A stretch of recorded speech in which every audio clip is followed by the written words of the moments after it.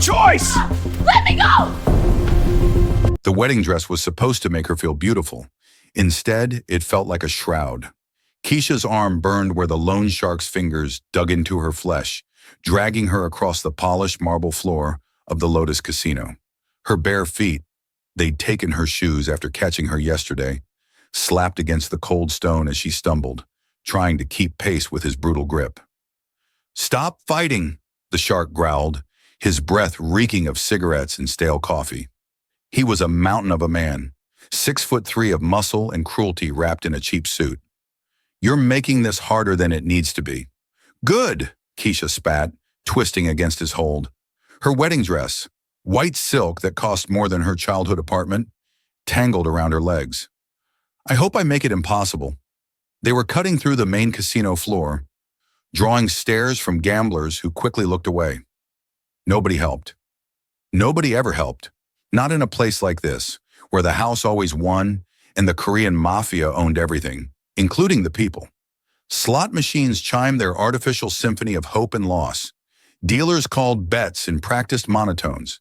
The air was thick with smoke and desperation, and the particular brand of resignation that came from knowing the odds were always rigged. Keisha's mind calculated anyway. It was what she did, what her father had taught her before the gambling destroyed him, before he'd sold her to clear his debts. 17 faces watching, 8 possible exits, security guards at positions 3, 7, and 11 o'clock. Distance to nearest exit, 47 feet. Odds of successful escape, 8%. She'd take 8%. 8% was better than 0. "Your father made a deal," the shark said, yanking her forward as they passed a craps table where men in expensive suits barely glanced at the bride being dragged to slaughter. "You marry the boss. The debt is clear. Everybody wins. Everybody except me. You should be grateful. Kang could have just taken you. Instead, he's making you his wife. That's an honor." Keisha laughed, a sharp, bitter sound that turned heads. "An honor? He's a monster." The shark's grip tightened until she gasped. "Watch your mouth. That monster is about to become your husband."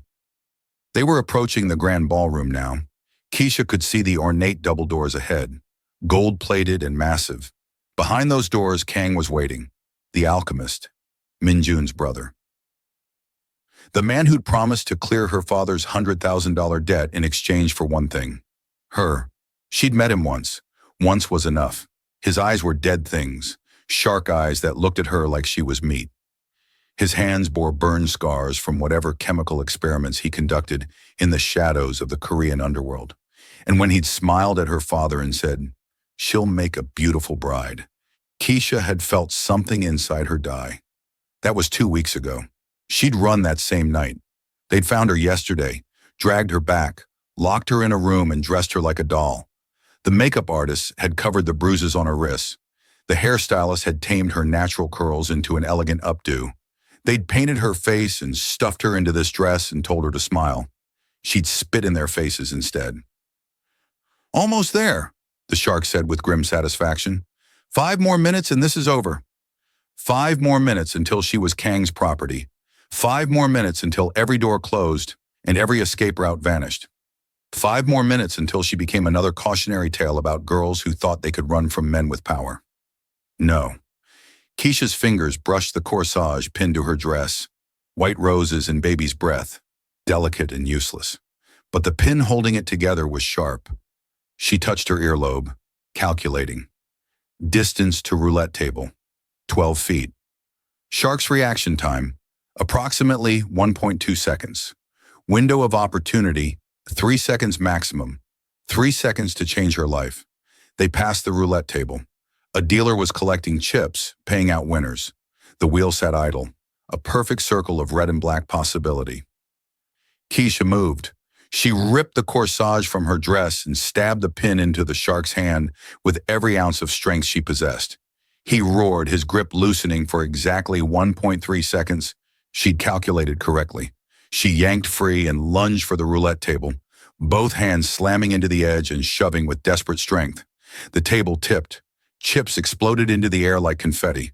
The roulette wheel crashed to the floor, rolling in a wobbling circle. Gamblers shouted. Dealers dove out of the way. Security alarms began to wail. Keisha ran. Her bare feet found traction on the marble as she sprinted. Wedding dress hiked up to her knees. Behind her, the shark was bellowing orders. Security guards were converging from three directions. The casino floor erupted into chaos. Dealers trying to secure chips. Gamblers scrambling away from the commotion. Managers speaking urgently into radios. She dodged between slot machines, her athletic frame weaving through the maze of gaming tables and desperate people. A security guard lunged for her. She ducked under his arm and kept running. Exit north, blocked. Exit east, 3 guards. Exit west, accessible but leads to parking lot where more of Kang's men are waiting. She needed somewhere they couldn't follow. Somewhere with enough power to make even Kang hesitate. Then she saw it.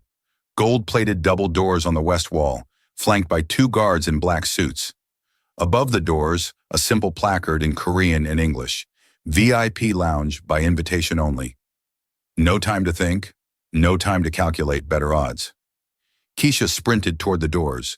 The guards saw her coming, a bride in white, running like her life depended on it, because it did, and stepped forward to block her path. Please, she gasped, please, I need VIP only, one guard said, his hand moving to the gun under his jacket. Behind her, the shark was closing in, his face purple with rage. Security guards flanked him on both sides. She was trapped. Keisha did the only thing she could think of. She kicked the first guard in the knee. Years of running from trouble had taught her where to aim. And when he buckled, she shoved past him and slammed her full weight into the gold doors. They flew open. The VIP lounge was a different world. Dark leather, ambient lighting, the quiet hush of serious money and serious power. A poker table dominated the center of the room, cards scattered across green felt. A full bar lined one wall, bottles of liquor that cost more than her father's debt. And at the far end of the room, on a throne-like chair of black leather and chrome, sat a man, Korean, early 30s, wearing a 3-piece suit that probably cost more than a car, perfectly tailored to his tall, lean frame. His black hair was styled back from his face, revealing sharp cheekbones and a jawline that could cut glass. A thin scar traced along that jawline like a warning. He was beautiful in the way that dangerous things were beautiful, polished and perfect and absolutely lethal. He was also the most bored-looking person Keisha had ever seen. Next to his throne sat another chair, empty. There was a bullet hole in the back of it, unmistakable even in the low light. 4 guards materialized from the shadows, guns drawn and pointed at Keisha's head. She froze, hands raised, chest heaving. The man on the throne looked up from the tablet he'd been studying. His dark eyes, hooded, intense, utterly cold, swept over her. The wedding dress, the bare feet, the wild desperation in her face. For a long moment, he said nothing. Then behind her, the shark burst through the doors with 6 security guards at his back. She's ours, the shark panted, blood still dripping from where she'd stabbed him. She belongs to Kang. We're taking her back. The man on the throne's expression didn't change. This is a private lounge. She's Kang's bride. The wedding starts in 2 minutes. We need to... I don't recall asking what you need. The man's voice was quiet, smooth, with a subtle Korean accent that made every word sound like silk over steel. I asked who gave you permission to enter my lounge. The shark faltered. Your lounge? Park Do-yun, one of the security guards whispered urgently. That's Min-jun, Kang's brother. The temperature in the room dropped 10 degrees. Keisha's breath caught. Min-jun, she'd heard the name whispered in the 2 weeks she'd been running. The other Park brother, the one who owned the Lotus, the one Kang had tried to kill 3 years ago and failed, the one who, according to rumor, never smiled anymore. Min-jun stood slowly, unfolding to his full height of 6'2". Every movement was controlled, economical, predatory. He walked toward Keisha with the kind of stillness that made her instincts scream danger. He stopped 3 feet away, studying her with those cold, dark eyes. You're bleeding, he observed. Keisha looked down. The corsage pin had cut her hand when she'd stabbed the shark. Blood stained the white silk of her dress, spreading like a wound across fabric. I've had worse, she said. Something flickered in his eyes. Interest, maybe, or surprise. Why are you running? Min-jun asked. Because the alternative is worse. The alternative being my brother. It wasn't a question. Keisha met his gaze anyway. Yes. And you thought bursting into my lounge was a better option? Keisha's mind was calculating odds again, running through scenarios. She could beg. She could plead. She could throw herself on his mercy and hope he had some buried deep under all that cold control. Or she could do what she did best. She could gamble. Keisha straightened her spine, lifted her chin, and looked Min Jun directly in his dangerous eyes. I bet you 10 million won I can walk out that door before your guards catch me. The room went completely silent. Min Jun stared at her. His guards stared at her. Even the shark looked stunned. Then, for the first time in 3 years, Park Min Jun smiled. It wasn't a big smile, just a slight curve of his lips, a tiny crack in the ice. But it transformed his face entirely, turning him from coldly beautiful to devastatingly handsome in an instant. You're in a wedding dress, he said softly, in my casino. Betting money you clearly don't have. That's either very brave or very stupid. I'm a card counter, Keisha said, because if she was going to die here, she might as well die honest. I understand odds. Right now, I'm calculating 23 variables. Sight lines, reaction times, distance to the exit, probability of success based on guard positions and average human response delays. I can make it. Min Jun took another step closer. He was so tall she had to tilt her head back to maintain eye contact. His expensive cologne, something dark and woody, filled her senses. And if you lose? He asked. Keisha smiled, and it was bitter and bright and absolutely fearless. Then I was dead anyway. At least this way it's interesting. For a long moment, Min Jun studied her. She could see him thinking, weighing, calculating his own odds. Then he did something unexpected. He waved his guards down. 4 guns lowered. You lose, Min Jun said. Keisha's heart sank. You can't leave. He paused, and that small, dangerous smile returned. But you can stay. Before Keisha could process what that meant, the shark stepped forward, emboldened. Sir, with respect, she's Kang's property. He paid for her. The wedding... Tell my brother, Min Jun said, his voice dropping to something cold and absolute, that his bride just filed for divorce. He turned those dark eyes on Keisha.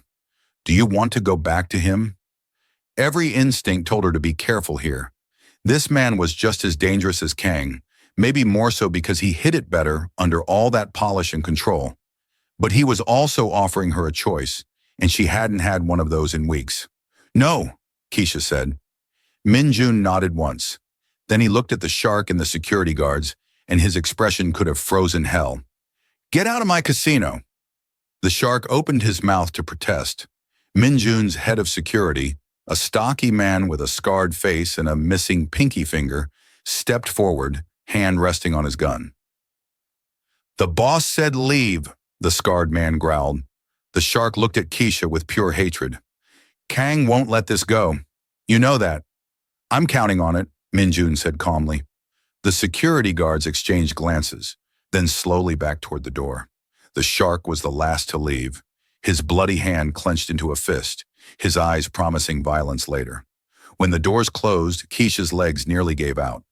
The adrenaline that had carried her through the escape was draining away, leaving her hollow and shaking. Sit, Min Jun said, gesturing to the bullet-holed throne. Keisha stared at it. That's your brother's chair. Was. He's not welcome here anymore. She sat carefully, the wedding dress pooling around her like spilled milk. Her hand was still bleeding. She pressed it against the white silk, watching red seep into white. Min Jun returned to his own throne, crossing one long leg over the other. He studied her the way someone might study a chess piece, trying to determine its value. Tae Sung, he said without looking away from Keisha. Medical kit. The scarred man, Tai Sung apparently, retrieved a first aid kit from behind the bar and handed it to Min Jun. But Min Jun didn't open it. He just set it on the small table between the 2 thrones and waited. Testing her, Keisha realized, seeing if she'd take care of herself or wait to be helped. She opened the kit and began cleaning the cut on her palm. The antiseptic stung, but she didn't flinch. She'd had worse, much worse. I'm going to ask you 3 questions, Min Jun said. Lie to me even once, and I give you back to Kang. Understood? Keisha wrapped gauze around her hand, tying it off with her teeth. Understood. Why were you marrying my brother? I wasn't. I was being sold to him. She met Minjun's eyes, daring him to see the difference. My father owes Kang $100,000. Kang offered to clear the debt if I married him. My father agreed. I didn't. Your father sold you. It wasn't a question, but Keisha answered anyway. Yes. Something flickered across Minjun's face. Not quite sympathy, more like recognition. Second question, why did you run? Because I'd rather die free than live as his property. Keisha finished bandaging her hand and closed the medical kit. I met Kang once. That was enough. His eyes are dead. He looks at women like we're things to own and break. I've seen what happens to the things he owns. Minjun's fingers drummed once against the armrest of his throne. And what do you think will happen to you now? I don't know, Keisha said honestly. But at least I chose to run toward you instead of being dragged to him. That has to count for something. Does it? Minjun leaned forward slightly. You don't know me. I could be worse than Kang. Are you? That depends on your definition of worse. Keisha held his gaze. Will you force me to marry you? No. Will you sell me to someone else? No. Will you lock me in a room and treat me like property? Minjun's expression was unreadable. No. Then you're already better than Kang. Taesung snorted from his position by the door. Low bar. Third question, Minjun said. You told me you're a card counter. Prove it. Keisha's pulse quickened. This was her chance. The only skill she had that might make her valuable enough to protect.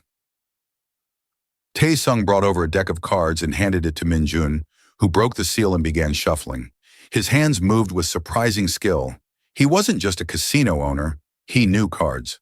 We're going to play blackjack, Minjun said, dealing himself the dealer position. I'm going to talk while we play. Try to distract you. If you're really a counter, the conversation won't matter. You'll track every card anyway. He dealt the first hand. Keisha got a 7 and a 4. Minjun showed a king. When did you learn to count? He asked casually. I was 10. Keisha touched her earlobe, a habit that helped her focus. My father taught me, before the gambling destroyed him. She hit. Got a queen. Bust. Minjun collected her imaginary chips. Why did he teach you? He said it was my superpower, being able to see patterns. Another hand. She got a jack and an 8. Stayed. Minjun busted with 23. He wasn't always broken. He used to take me to the library. We'd practice for hours. But the addiction got worse. It always does. Keisha accepted another hand, calculating silently. The count was positive now, +3. High cards coming. He lost his job, started borrowing from loan sharks. Then he borrowed from Kang. Minjun dealt steadily, his dark eyes never leaving her face even as his hands moved with practiced precision. And when he couldn't pay, Kang offered him a deal. Offered is a generous word. Another hand, +4 now. She bet big in her mind, and Minjun noticed the way her fingers tapped the table. Her tell for confidence. Kang knew my father had a daughter. Knew I was young and educated and would make an acceptable wife for a man trying to build legitimacy in the business world. My brother has many skills, Minjun said. Legitimacy isn't one of them. They played through 15 more hands. Keisha never lost track. Even while talking, even with her hands shaking from the aftermath of adrenaline, her mind counted automatically. 17 face cards out, 23 low cards, 5 aces remaining in the deck. Finally, Minjun set down the cards and leaned back. True count, he asked. +6. You have 2 aces left in the top third of the deck and another 3 in the bottom. Next hand favors high cards, probability 73%. Minjun dealt one more hand to verify. King and ace. Blackjack. He smiled again, and this time it reached his eyes. You're not just good. You're exceptional. My father taught me well. Keisha's voice was bitter. Before he decided to cash in on his investment. And now you're here. Minjun steepled his fingers, studying her. In my casino, wearing my brother's wedding dress, bleeding on my furniture. I can leave if you want. Keisha started to stand. Sit. She sat. Minjun was silent for a long moment, his expression unreadable. Keisha could practically see him calculating odds, running through scenarios, weighing risks and benefits. I'm going to make you an offer, he said finally. You're free to refuse it. But understand that if you walk out that door, Kang will find you within the hour. Your father's debt still exists. The marriage contract still exists. And my brother is not a man who accepts humiliation gracefully. Keisha's throat was dry. What's the offer? Work for me. 6 months. I need someone who can count cards, someone who can spot the cheaters in my casino before they cost me millions. You do that job, and at the end of 6 months, I'll pay off your father's debt in full, clear his name, clear yours. Minjun leaned forward, and I'll make sure Kang never touches you again. It was too good to be true. It had to be. What's the catch? You'll live here, in the penthouse above the casino, under my protection, which means under my rules. You go where I say, you work when I say. You don't contact your father. Kang still owns his debt, which makes him leverage. Any contact puts you both at risk. Keisha's chest tightened. I can't even tell him I'm alive? Would you rather tell him in person when Kang drags you both to your wedding? She couldn't argue with that logic. There's one more thing, Minjun said, and his voice dropped lower. My brother used a woman to betray me once before. 3 years ago, she worked for me, gained my trust, and then tried to poison me on Kang's orders. I survived. She didn't. He touched the scar on his jawline. I'm offering you protection and freedom, but understand that I will be watching you, always. If I even suspect you're working for Kang, I'm not, Keisha said fiercely. I'd rather die than help him. People say that. Then they're faced with the choice between betrayal and watching someone they love die. The choice becomes surprisingly easy. Keisha thought of her father, broken and ashamed, selling his daughter to clear a debt. I know. Minjun extended his hand across the space between their thrones. 6 months. You work for me, I protect you from Kang, and at the end, you're free. Do we have a deal? Keisha stared at his hand. Long fingers, perfectly manicured nails, a single silver ring on his right hand. She noticed the ring because it was the only thing about him that seemed personal rather than perfect. It looked old, worn, a family heirloom maybe. She was trading one cage for another. That much was clear. But at least this cage had a key. At least this cage came with an expiration date. And at least the man offering it had smiled at her audacity instead of trying to break it. Keisha reached out and shook his hand.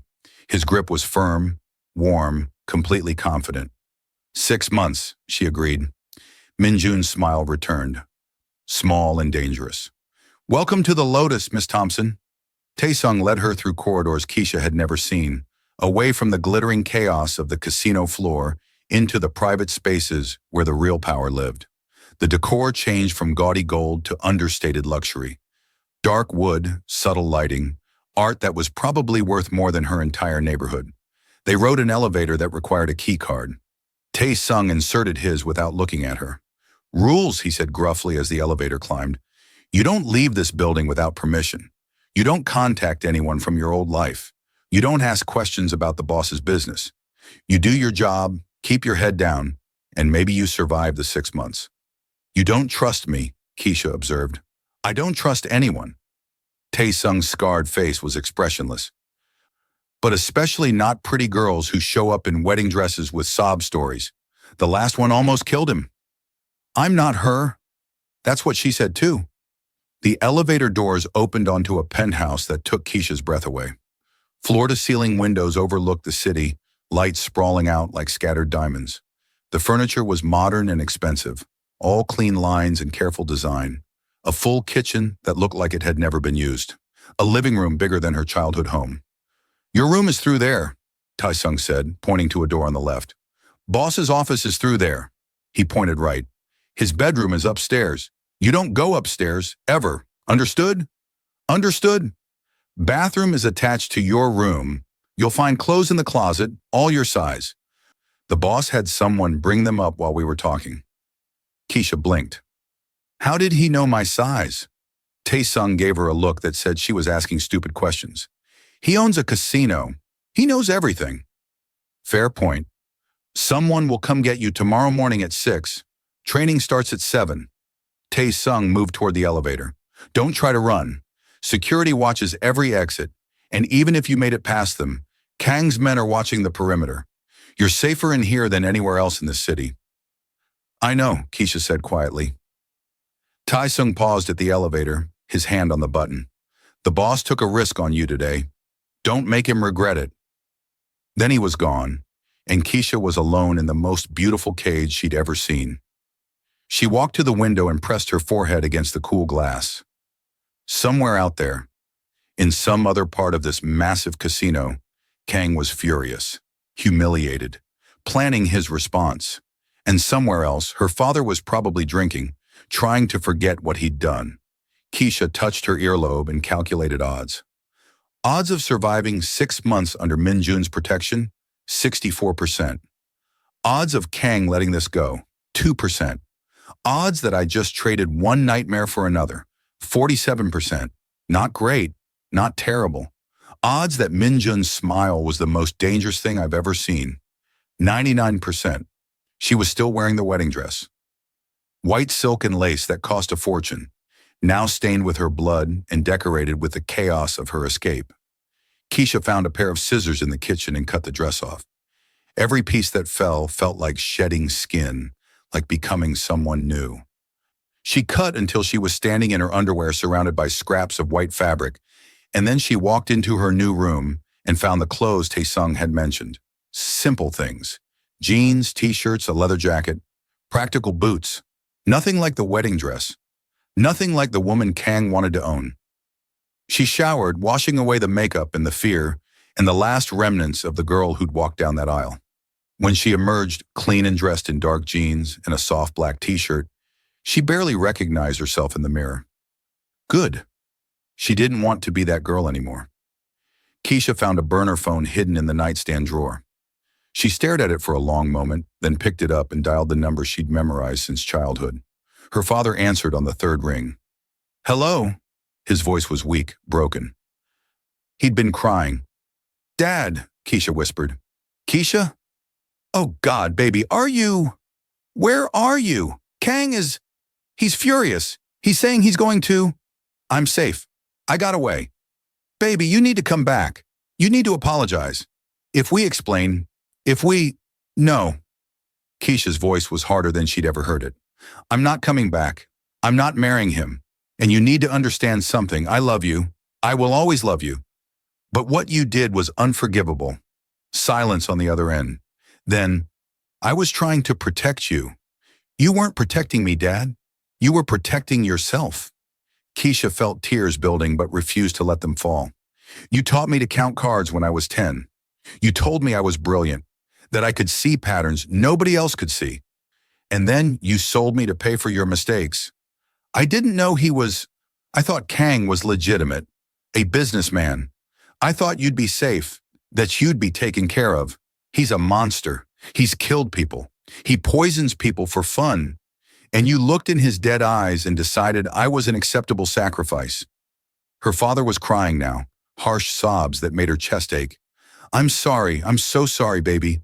I wasn't thinking clearly. The debt, the pressure, I know. And she did. She understood addiction, understood how it turned good people into strangers. But understanding doesn't mean forgiving.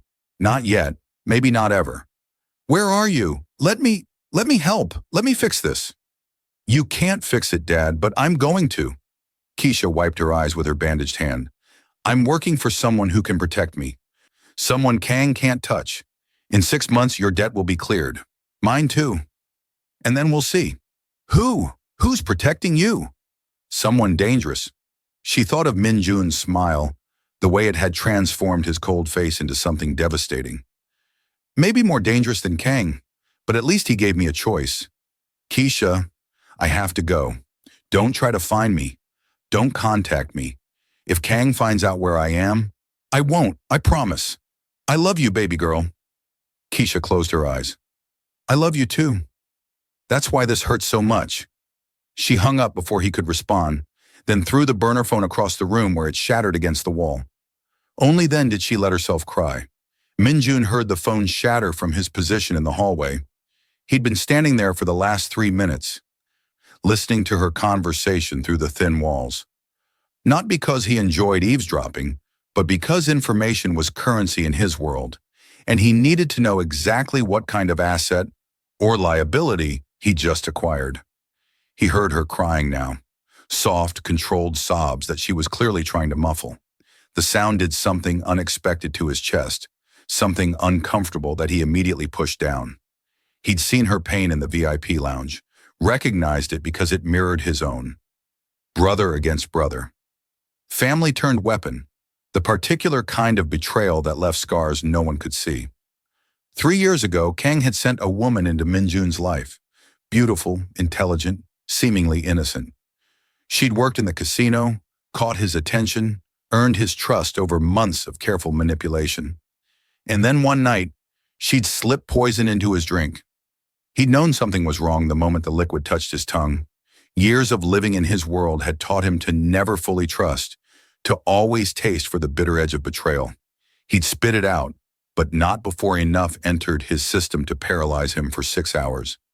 6 hours of lying on his bedroom floor, conscious but unable to move, while Kang's men had tried to storm the casino and take it by force. Tai-sung had saved him, had found him in time, had defended the building with a skeleton crew, while Minjun lay helpless, watching the ceiling and calculating how many seconds he had left to live. The woman had died that night, not by his hand he'd been paralyzed, but by Tai-sung's. Quick, efficient, necessary. And Minjun hadn't smiled since, hadn't let anyone close, hadn't slept properly, terrified that every moment of unconsciousness was an opportunity for Kang to finish what he'd started. Until today. Until a woman in a wedding dress had burst into his lounge with wild eyes and audacious courage, betting money she didn't have on odds she'd calculated to the decimal point. Until she'd looked at him without fear or calculation, just desperate honesty, and asked him if he was worse than Kang.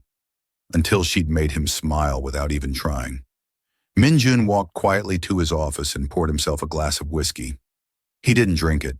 He never drank what he couldn't verify as safe. But the ritual was comforting, the weight of the glass in his hand a reminder that he was still alive, still in control. His phone buzzed. Tai-sung's name on the screen. "Report," Minjun said.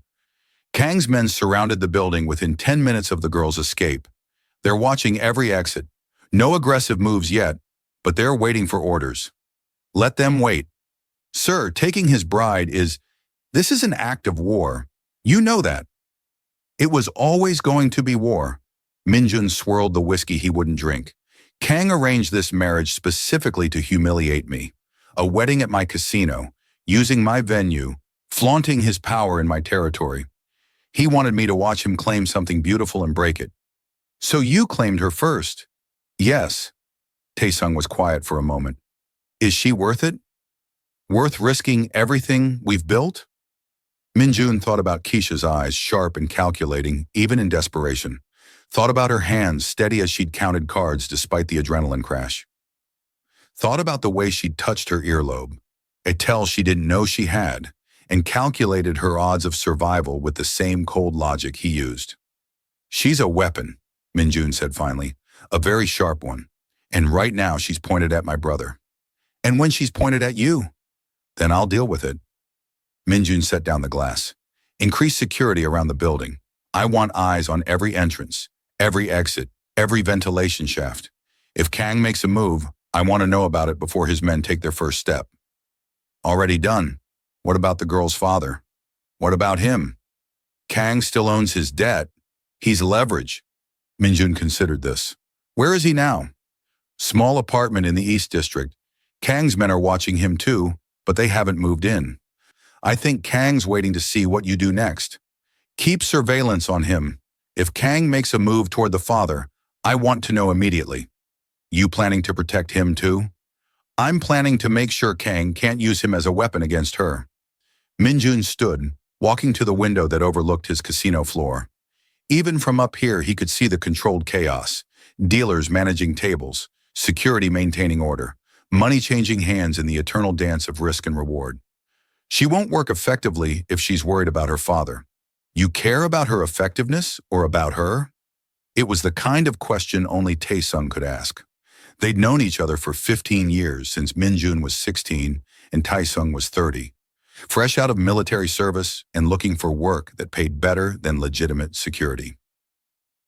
Tai Sung had taught him how to fight, how to read people, how to survive in a world where trust was a luxury and mercy was a weakness. "I care about not making the same mistake twice," Minjun said. "3 years ago, I let emotion cloud my judgment. I trusted someone because I wanted to believe people could be good. That cost me 6 hours of my life and nearly cost me everything I'd built. And this girl? You're not trusting her? I'm using her. There's a difference." "Is there?" Minjun didn't answer. Keisha woke at 5:30 to darkness and disorientation. For a moment, she couldn't remember where she was. Then memory flooded back. The wedding, the escape, Minjun's smile, the 6-month deal. She was in the penthouse, in a bedroom bigger than any she'd ever had. Safe for now. She showered again. Dressed in dark jeans and a fitted black t-shirt, pulled her natural hair back into a tight bun. The face in the mirror looked harder than the one from yesterday. Good. Soft didn't survive in this world. At exactly 6 o'clock, there was a knock on her door. Keisha opened it to find a woman in her 40s, Korean, beautiful in a severe way, wearing a perfectly tailored business suit. "I'm Ji-won," the woman said in lightly accented English. "I manage floor operations for Mr. Park. I'll be training you." "Keisha, I know who you are." Ji-won's expression was unreadable. "The runaway bride who convinced the boss to start a war. Everyone knows who you are." They rode the elevator down to the casino floor. It was early enough that the overnight crowd was thinning out, dealers changing shifts, cleaning crews making their rounds. The space looked different in the harsh light of almost morning, less magical, more mechanical. "Your job," Ji-won said as they walked, "is to watch. Mr. Park has a system for identifying card counters and cheaters, but it's not perfect. People slip through. Costs the casino millions every year. Your job is to catch them before they walk out with our money." "How?" "You tell me. You're the card counter." Keisha studied the floor. "Counters have tells. They increase their bets when the count is positive, decrease when it's negative. They touch their faces, tap their fingers, do small things to help them track. And they're good.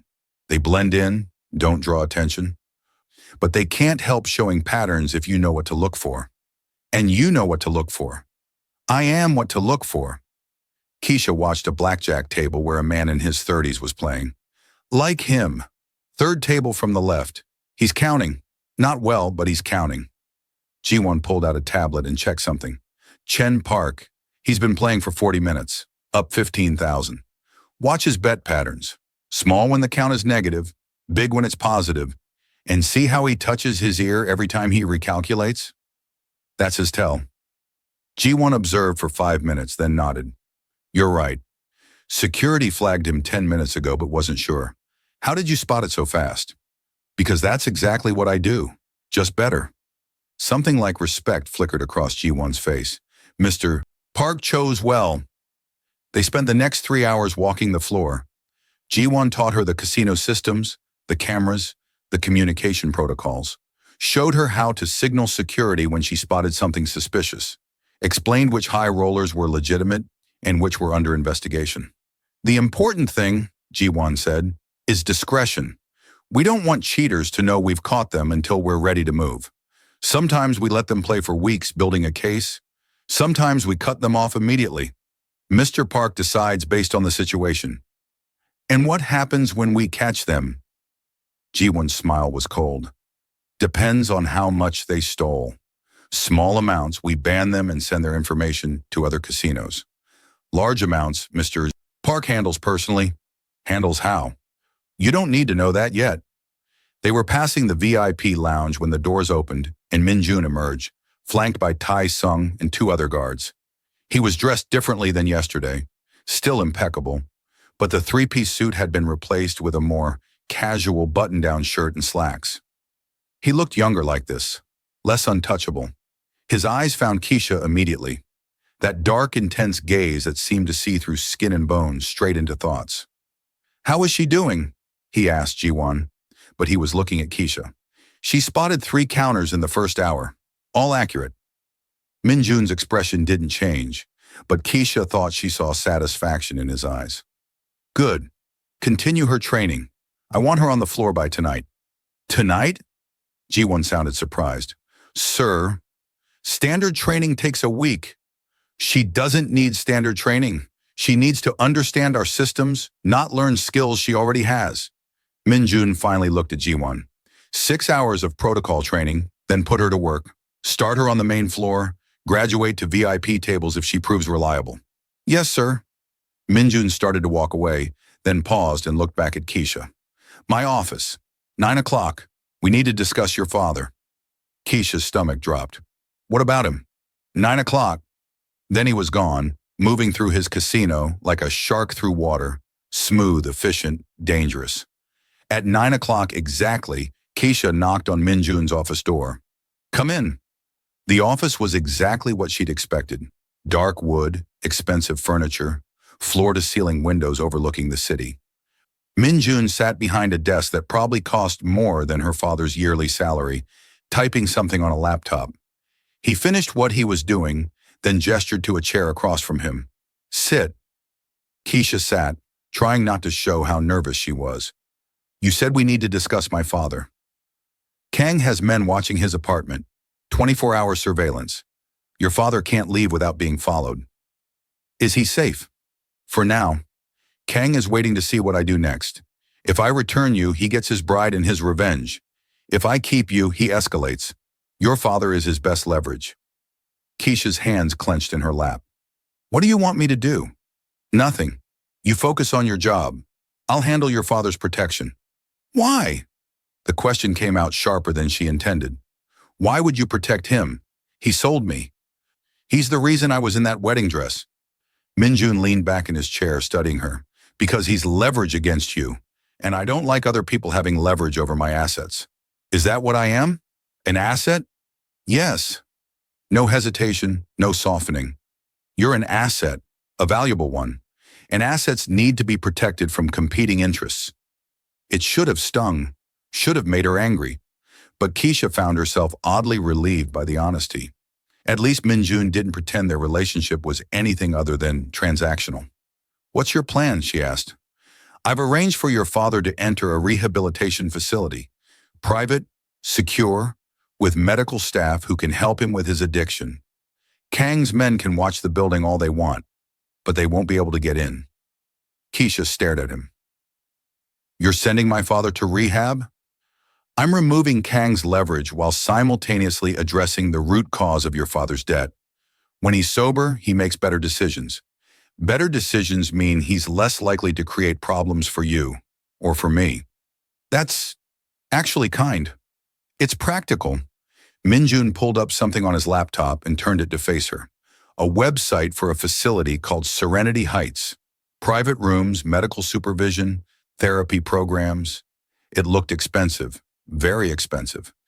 He checks in tomorrow, voluntarily. If he refuses, Kang gets to him first. He'll go, Keisha said immediately. He wants to make this right. He'll go. I hope so, because the alternative is watching Kang use him to force you back into that wedding dress. The reminder sent ice down Keisha's spine. When can I talk to him? After he's settled at the facility. 3 days, maybe 4. Min-jun closed the laptop. I know you spoke to him last night. I'm not angry about that. I expected it. But going forward, all communication goes through me. Understood? Keisha nodded. Understood. And thank you. Don't thank me. This isn't charity. Your father's safety keeps you focused. Your focus makes you more effective. It's a business decision. But the way he said it, the slight softness in his tone, made Keisha think there might be more to it than pure business. She was about to leave when Min-jun spoke again. I heard you on the phone last night. Heard you tell him what he did was unforgivable. Keisha froze at the door. You were listening? This is my building. Everything in it is my business. Min-jun stood and walked to the window, hands in his pockets. Do you mean it? That you won't forgive him? I don't know. Right now it hurts too much to even think about forgiveness. Good. She turned to look at him. Good? Forgiveness is a luxury. It requires security, distance, time. Right now, you need to be sharp. Angry sharp is better than distracted soft. Minjun glanced at her over his shoulder. My brother forgave me 7 times before I finally cut him loose. Every time I thought he'd learned. Every time he betrayed me again. The last time he tried to kill me. Forgiveness would have gotten me killed. What did he do? The first 6 times? Minjun's expression went cold. Small things, stealing from the business, lying about his activities, bringing dangerous people into our operations. Each time I thought I could save him. Thought our bond as brothers meant something. He turned fully to face her. It didn't. Blood doesn't mean loyalty. It just means shared DNA. Keisha thought about her father crying on the phone. Thought about him teaching her to count cards when she was 10, calling her brilliant, kissing her eyebrow scar. Thought about him signing papers that sold her to a monster. Do you regret it? She asked quietly. Cutting him loose? I regret not doing it sooner. Maybe if I'd acted after betrayal number 3 or 4, he wouldn't have had time to become the monster he is now. Minjun's jaw tightened. But I loved him. That made me stupid. The vulnerability in that admission, the raw honesty of it, caught Keisha off guard. For a moment, the cold, controlled casino owner disappeared, and she saw the younger man underneath. The one who trusted his brother and paid for it with scars and sleepless nights. I should get back to training, she said. Yes, and Keisha. Minjun waited until she met his eyes. Thank you for not lying to me about your father. Honesty is rare in my world. I value it. You're welcome. She left, closing the door softly behind her, her mind spinning with everything she just learned. Minjun wasn't just protecting her despite his brother. He was protecting her because he recognized himself in her situation. Recognized the pain of family betrayal. That made him either more dangerous or less. She wasn't sure which. The first week passed in a blur of training, observation, and careful calculation. Keisha learned the rhythms of the Lotus, the busy Friday nights when desperate gamblers threw away their paychecks, the quieter Monday mornings when only the serious players remained, the precise moment when alcohol and exhaustion made people careless. She caught her first cheater on day 3, a woman in her 50s, well-dressed, playing baccarat with the practiced ease of someone who'd done this before. She was working with a dealer, a subtle partnership where the dealer would flash cards for a fraction of a second, just long enough for her to adjust her bets. Keisha watched for 20 minutes, confirming the pattern, then signaled G1. Security moved in quietly. The woman was escorted to a back room. The dealer was fired on the spot. Minjun personally reviewed the footage and sent Keisha a single text. Well done. By day 7, she'd identified 11 cheaters. The casino staff started looking at her differently, less like the runaway bride and more like someone who belonged. But belonging in Minjun's world came with complications. Every night she returned to the penthouse exhausted, her feet aching from hours of walking the casino floor, her mind buzzing with cards and calculations. She'd shower, change into comfortable clothes, and try to sleep. Sleep never came easy. The bedroom was too quiet, too empty. Her mind would race with thoughts of her father in rehab, of Kang planning his revenge, of Minjun's dark eyes watching her with an intensity that made her skin prickle. On the 8th night, at 2 a.m, she gave up on sleep and wandered into the main living area. Minjun was there. He sat on the leather couch in the darkness, still wearing his work clothes minus the jacket, his shirt unbuttoned at the collar. A glass of whiskey sat untouched on the table in front of him. He was staring at nothing, his expression distant. Can't sleep? Keisha asked. He didn't startle. Had probably heard her door open. I never sleep. Never. Haven't had a full night's sleep in 3 years. Not since the poisoning. Minjun finally looked at her. What's your excuse? Keisha sat down on the opposite end of the couch, keeping distance between them. Too quiet. My old apartment had noise constantly. Traffic, neighbors fighting, police sirens. Here it's too still. Makes my brain loud. Talk to me, she blinked. What? You said your brain is loud. Talk to me. Make the room loud instead. It was such a strange request that Keisha almost laughed. But there was something in his expression, a kind of weary desperation, that stopped her. What do you want me to talk about? Anything, numbers, cards, probability, whatever makes your brain work. So she did. She told him about the Monty Hall problem, a probability puzzle that seemed counterintuitive but was mathematically sound. Told him about the birthday paradox, about how in a room of just 23 people, there was a 50% chance two would share a birthday. Told him about card counting strategies, the different systems, the way her father had taught her to segment the deck into chunks and track ratios instead of exact numbers. She talked for 40 minutes, her voice soft in the darkness, and somewhere around minute 30, she noticed Min-jun's breathing had changed, deepened, slowed. He'd fallen asleep. Keisha stopped talking and just watched him. In sleep, the cold control melted away. He looked younger, less dangerous. His face relaxed into something almost peaceful. His dark hair had fallen forward slightly, and she had the sudden, irrational urge to brush it back. She didn't. Instead, she stood quietly, found a blanket in a closet, and draped it over him. Then she went back to her room and, for the first time since arriving, fell asleep within minutes. The next morning, there was a note on her door in Min-jun's precise handwriting. "Thank you. Next time, wake me before you leave. Falling asleep on the couch is bad for my reputation." Keisha smiled despite herself. It became routine after that. Every night, around 2 in the morning, Keisha would emerge from her room to find Min-jun in the living area. They'd sit on opposite ends of the couch and she'd talk about mathematics, probability, patterns and chaos, and he'd fall asleep listening to her voice. On the third night of this ritual, he asked her a question before sleep took him. "Why did you really run? Not the surface reason, the real one." Keisha was quiet for a long moment. "Because I saw myself in 5 years, saw what I'd become if I married him. Empty, broken, a beautiful shell with nothing inside. And I couldn't let that happen. I'd rather die fighting than die slowly from the inside out." Min-jun's eyes were closed, but she knew he was listening. "I understand that," he said quietly. "That's why I cut Kang loose. Watching him destroy himself was killing me too." "Do you miss him? Who he used to be?" "Every day." Then he fell asleep, and Keisha stayed beside him, talking softly about Fibonacci sequences and golden ratios until the sun started to rise. 2 weeks into her employment, Min-jun called her into his office with unusual urgency. "We have a problem," he said without preamble.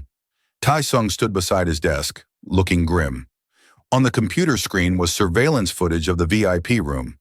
"This is from last night," Min-jun said. "High roller named Vincent Chen. He's been coming here for 6 months, losing consistently. Last night, he won 3 million in 4 hours." Keisha studied the footage. "He's not counting. His bet patterns are too erratic." "No, he's not counting. He's cheating. But we can't figure out how." Min-jun replayed the footage. "Watch his hands, watch the dealer, watch everything. Tell me what you see." Keisha watched the entire 4-hour session compressed into 15 minutes. Watched Vincent Chen, a Chinese businessman in his 40s, expensive suit, confident smile, play hand after hand of baccarat. Watched him win with seemingly impossible frequency. "There," she said suddenly. "Go back 30 seconds." Min-jun reversed the footage. "His watch. Look at his watch when he's placing bets." They all leaned closer. The watch face caught the light at odd angles. "He's getting signals," Keisha said. "Someone's in your security room, watching the cameras, seeing the cards before they're dealt. They're signaling him through the watch, probably vibrations or light patterns." Min-jun's expression went ice cold. "Tae-sung, find out who was on security duty last night."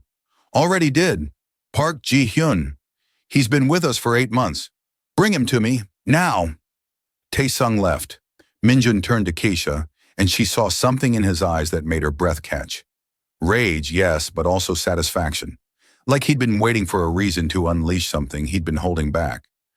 "Do you want to see how I handle large thefts?" he asked. Keisha should have said no, should have walked away, but she didn't. "Yes." Ji-hyun was brought to Min-jun's office 20 minutes later. He was young, maybe 25, with the kind of nervous energy that screamed guilty conscience. Tae-sung positioned him in front of the desk like a prisoner awaiting sentence. Min-jun didn't stand, didn't raise his voice. just looked at Ji-hyun with those cold, dark eyes and said, Vincent Chen, explain. I don't know what you're talking about. You were on security duty last night. Vincent Chen won $3 million in 4 hours. You were feeding him information through his watch. Explain. Ji-hyun's face went white. Sir, I swear, I didn't.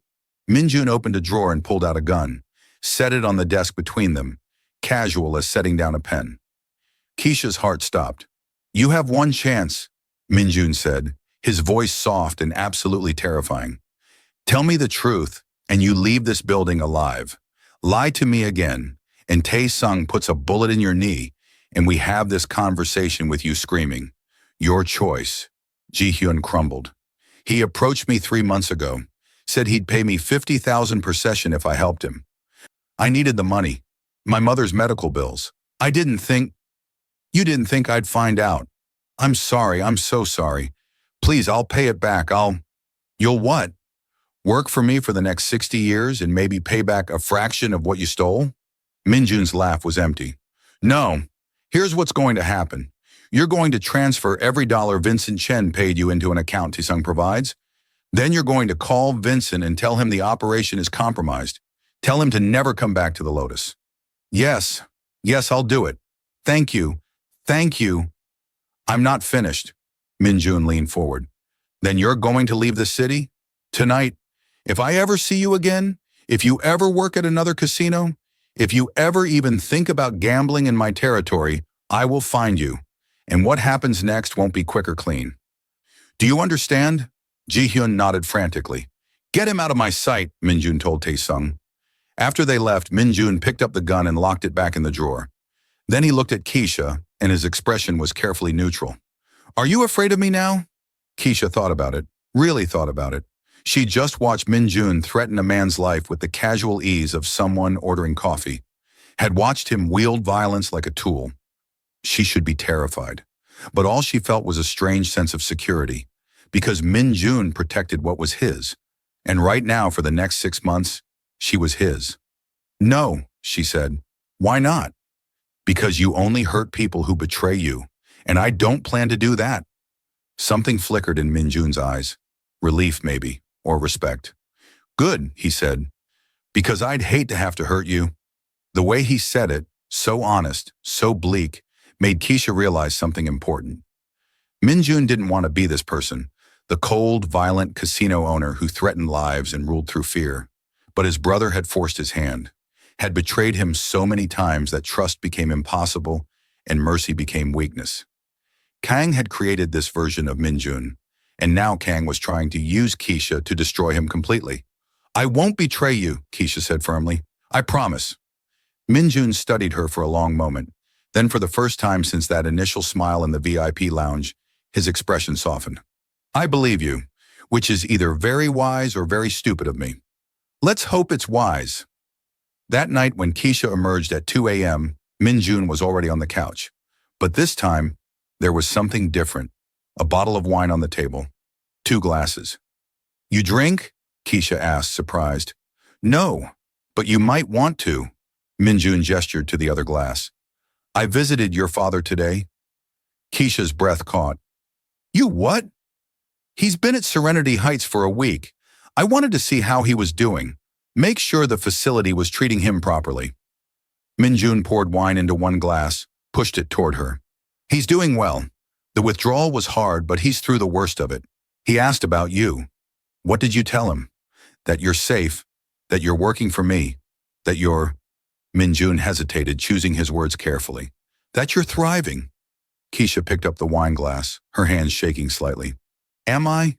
Thriving? You've caught 15 cheaters in 2 weeks. Ji-won says you're the best asset we've ever had. The staff respects you. You're sleeping better. His dark eyes met hers. Yes, I'd say you're thriving. And my father? How did he seem? Ashamed, determined, sober.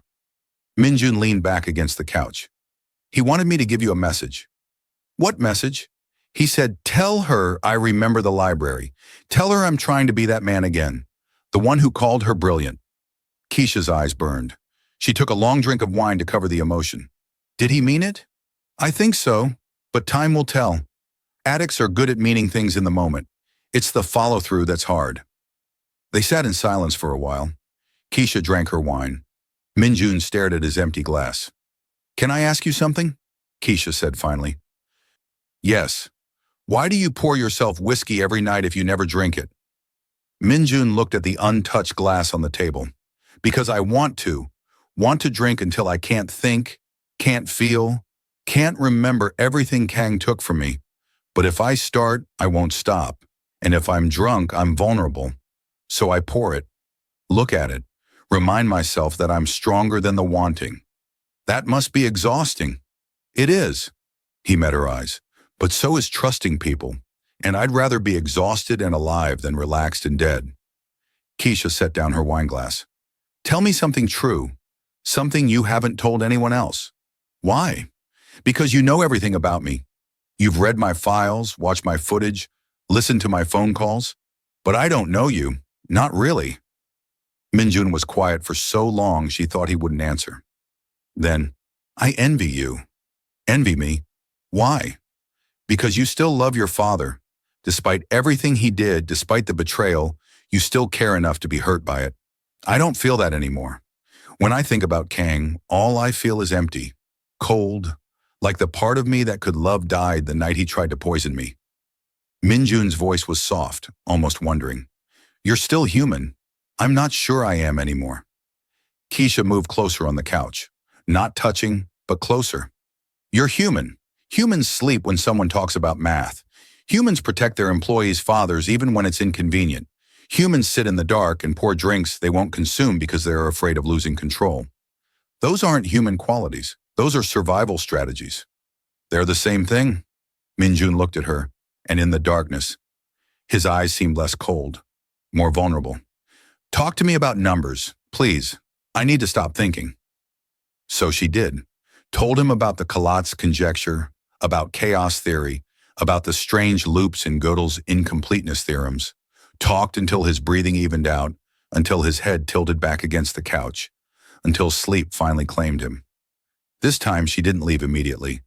She sat beside him in the darkness, watching the rise and fall of his chest, and let herself acknowledge the truth she'd been avoiding. She was starting to care about Minjun, not as an employer or a protector, but as a person, a broken person who'd been hurt by the same kind of betrayal that had shattered her. That was dangerous. Caring was dangerous, but she couldn't seem to stop herself. Finally, she stood to leave, but as she did, Minjun's hand shot out and caught her wrist. His eyes were still closed, but his grip was firm. Stay, he mumbled, half asleep. Please stay. It was the same thing he'd said the night she'd stolen from him in her future, the night she'd betray him. But that hadn't happened yet. Might never happen. Keisha sat back down. This time she let herself get comfortable, tucking her legs under her, leaning against the opposite armrest. I'm here, she said softly. I'm not going anywhere. Minjun's grip on her wrist loosened, but didn't release. He fell deeper into sleep, his hand still touching hers, as if making sure she'd keep her promise. And Keisha sat there until dawn, their hands connected in the darkness, and wondered when exactly she'd stopped being his employee and started being something else. Something infinitely more complicated. 3 weeks into her employment at the Lotus, Keisha's phone buzzed with an unfamiliar number. She was on the casino floor, tracking a suspected card mechanic at a poker table, when the text came through. Unknown. Your father looks comfortable in that facility. It would be a shame if something happened to him. Ice flooded her veins. She knew immediately who it was. Another text followed. Meet me. Parking garage. Level 3. Midnight. Come alone, or he dies. Keisha's hand trembled. She looked up at the nearest security camera, knowing Minjun's people were always watching, knowing that if she told him about this, he'd either forbid her from going or insist on sending guards. Either way, Kang would know, and her father would pay the price. She deleted the messages and went back to work, her mind racing through possibilities and probabilities. The odds of this being a trap, 100%. The odds of her father surviving if she didn't go, 20%. The odds of Minjun forgiving her if she went behind his back, unknown. At 11:30, she told Jiwon she wasn't feeling well and needed to lie down. Jiwon, concerned, let her go without question. Keisha went to the penthouse, changed into dark clothes, and waited until she heard Min Jun enter his office for his nightly review of security footage. Then she slipped out. The parking garage was attached to the casino, but technically separate, a blind spot in Min Jun's otherwise comprehensive security. Kang had chosen well. Level 3 was nearly empty at midnight. Keisha's footsteps echoed off concrete as she walked toward the center of the space. Her heart hammered against her ribs. Every instinct screamed that this was stupid, dangerous, potentially fatal. But it was her father. A figure emerged from behind a concrete pillar. Kang looked exactly like his photographs, but worse. Gaunt face, sunken eyes, burn-scarred hands, the left ear partially missing. He wore all black, and in the fluorescent lighting, he looked like a corpse that had forgotten to die. "Keisha Thompson," he said, his voice raspy from chemical exposure. "The runaway bride. What do you want?" Keisha kept her distance, calculating exit routes. "What I was promised. What your father sold me. You. My father made a mistake. The deal is off." Kang laughed, a wet rattling sound. "The deal is off when I say it's off. You humiliated me, ran from our wedding in front of everyone, made me look weak in front of my men, in front of the entire underworld. Do you have any idea what that cost me? I don't care what it cost you. You should." Kang pulled out his phone and showed her a video. Her father in his room at Serenity Heights, sleeping peacefully. The camera angle was from inside the room. "I have people everywhere. Doctors, nurses, security guards. One word from me, and your father never wakes up. And it'll look like an overdose, a relapse. Tragic but not surprising for an addict in recovery." Keisha's hands clenched into fists. "Don't touch him. Then give me what I want." "What do you want?" Kang circled her slowly, predatory. "Information. You're working for my brother now, living in his penthouse. You must see things, hear things. I want to know his routines, his security protocols, his weaknesses. You want me to spy on him. I want you to correct the mistake you made when you ran from me. You were always meant to be mine. My brother stole you, so now you're going to help me take everything from him, starting with his casino, then his life. And if I refuse?" Kang stopped circling and looked at her with those dead eyes. "Your father dies tonight. Then I start on you. Not quickly. I'm very good with chemicals. I can keep people alive and in agony for days. Weeks if I'm careful. My nickname is the Alchemist. Did Min Jun tell you that? Do you know what it means?" Keisha did know, had asked around, heard the stories. Kang's specialty was poison, but not the quick kind, the slow, agonizing kind that destroyed from the inside out. He'd once kept a rival alive for 11 days, each day worse than the last, broadcasting the screams as a warning to others. "What kind of information?" she asked, hating herself. "His safe, the Black Ledger. It contains records of every business deal, every bribe, every politician he owns, every cop on his payroll. With that ledger, I can destroy his entire operation." Kang smiled, revealing yellowed teeth. "Get me that ledger." "I can't access his safe. I don't have the code." "Then get creative. You're smart. That's why I chose you. Figure it out. You have 1 week." "1 week? That's impossible." "Then I suggest you work fast."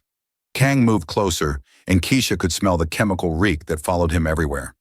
"And Keisha, if you tell Min Jun about this conversation, I'll know.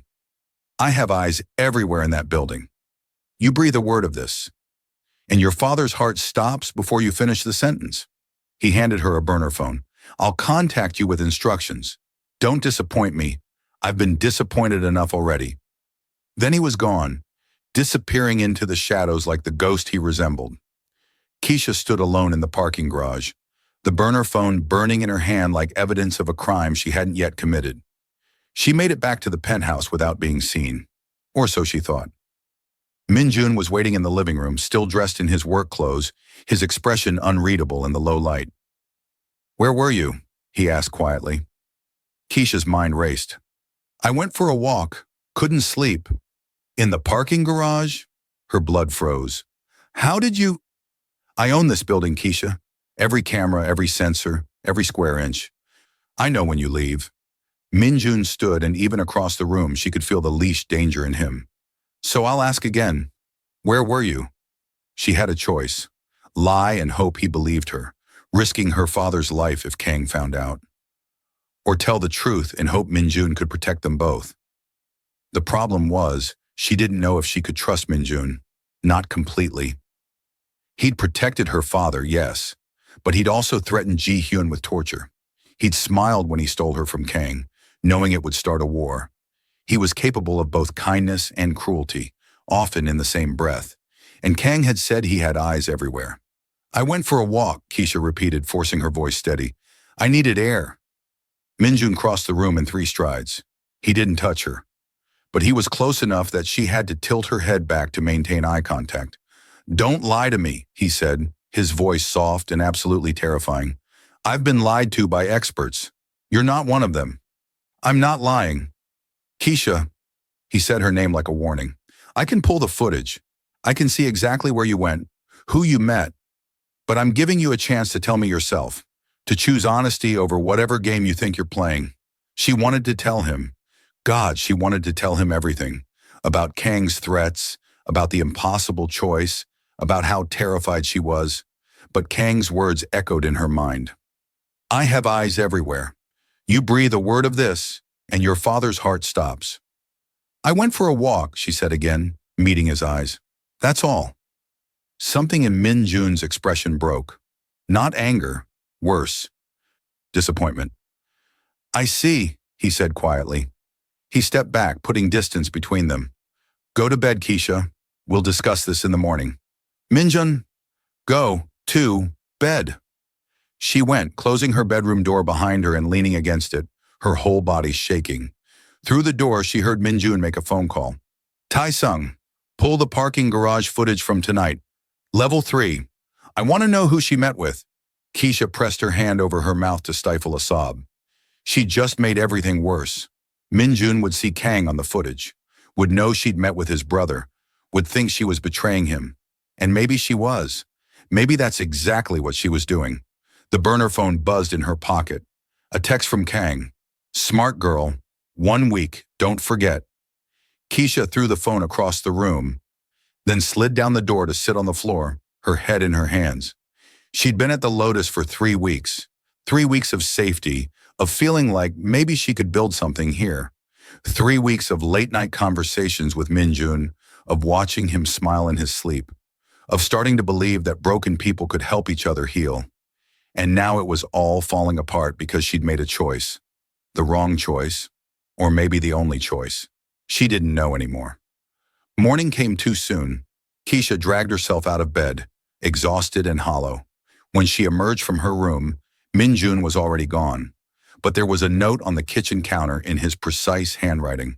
My office. 8 a.m., don't be late. It was 7:45. She had 15 minutes to figure out what to say. She couldn't. At exactly 8 a.m., she knocked on his office door. Come in. Minjun sat behind his desk, and for the first time since she'd met him, he looked tired. Not just physically tired, soul tired. Like something inside him had given up.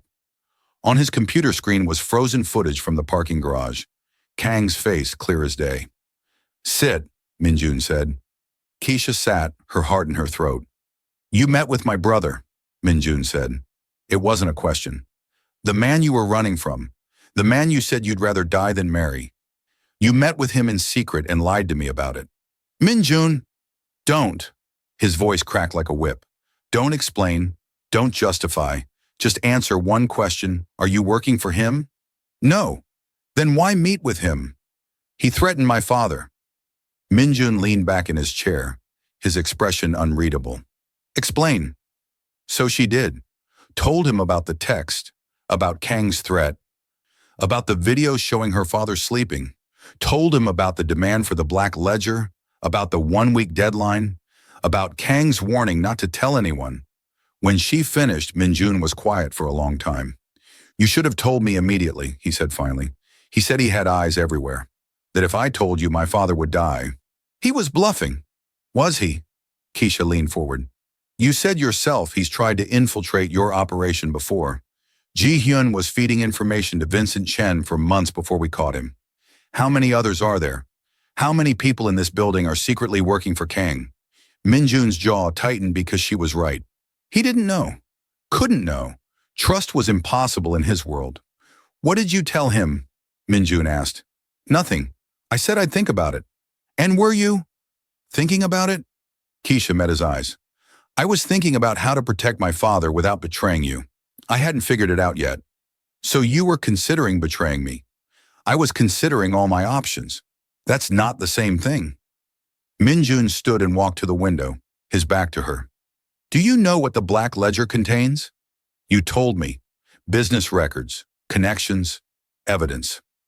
It contains the names of every person I've ever trusted, every ally, every asset, every weakness in my armor. If Kang gets that ledger, he doesn't just destroy me. He destroys everyone connected to me. Politicians lose their careers. Cops lose their freedom. Business partners lose their lives. He turned to face her. Your father is in that ledger, under my protection. If Kang gets it, the first thing he'll do is make an example of everyone listed. Starting with the weakest links. Keisha's blood ran cold. My father? Yes. So going to Kang, getting him the ledger, that would kill my father anyway. Yes. Minjun walked back to his desk, which means Kang's offer was never real. He was testing you, seeing if you'd betray me. If you had, he would have killed your father just to hurt me more thoroughly. Keisha felt sick. I almost walked into his trap. You walked into it the moment you agreed to meet him instead of coming to me. Minjun sat down and his expression was bleaker than she'd ever seen it. I told you what happened last time I trusted someone, and you still chose to handle this alone.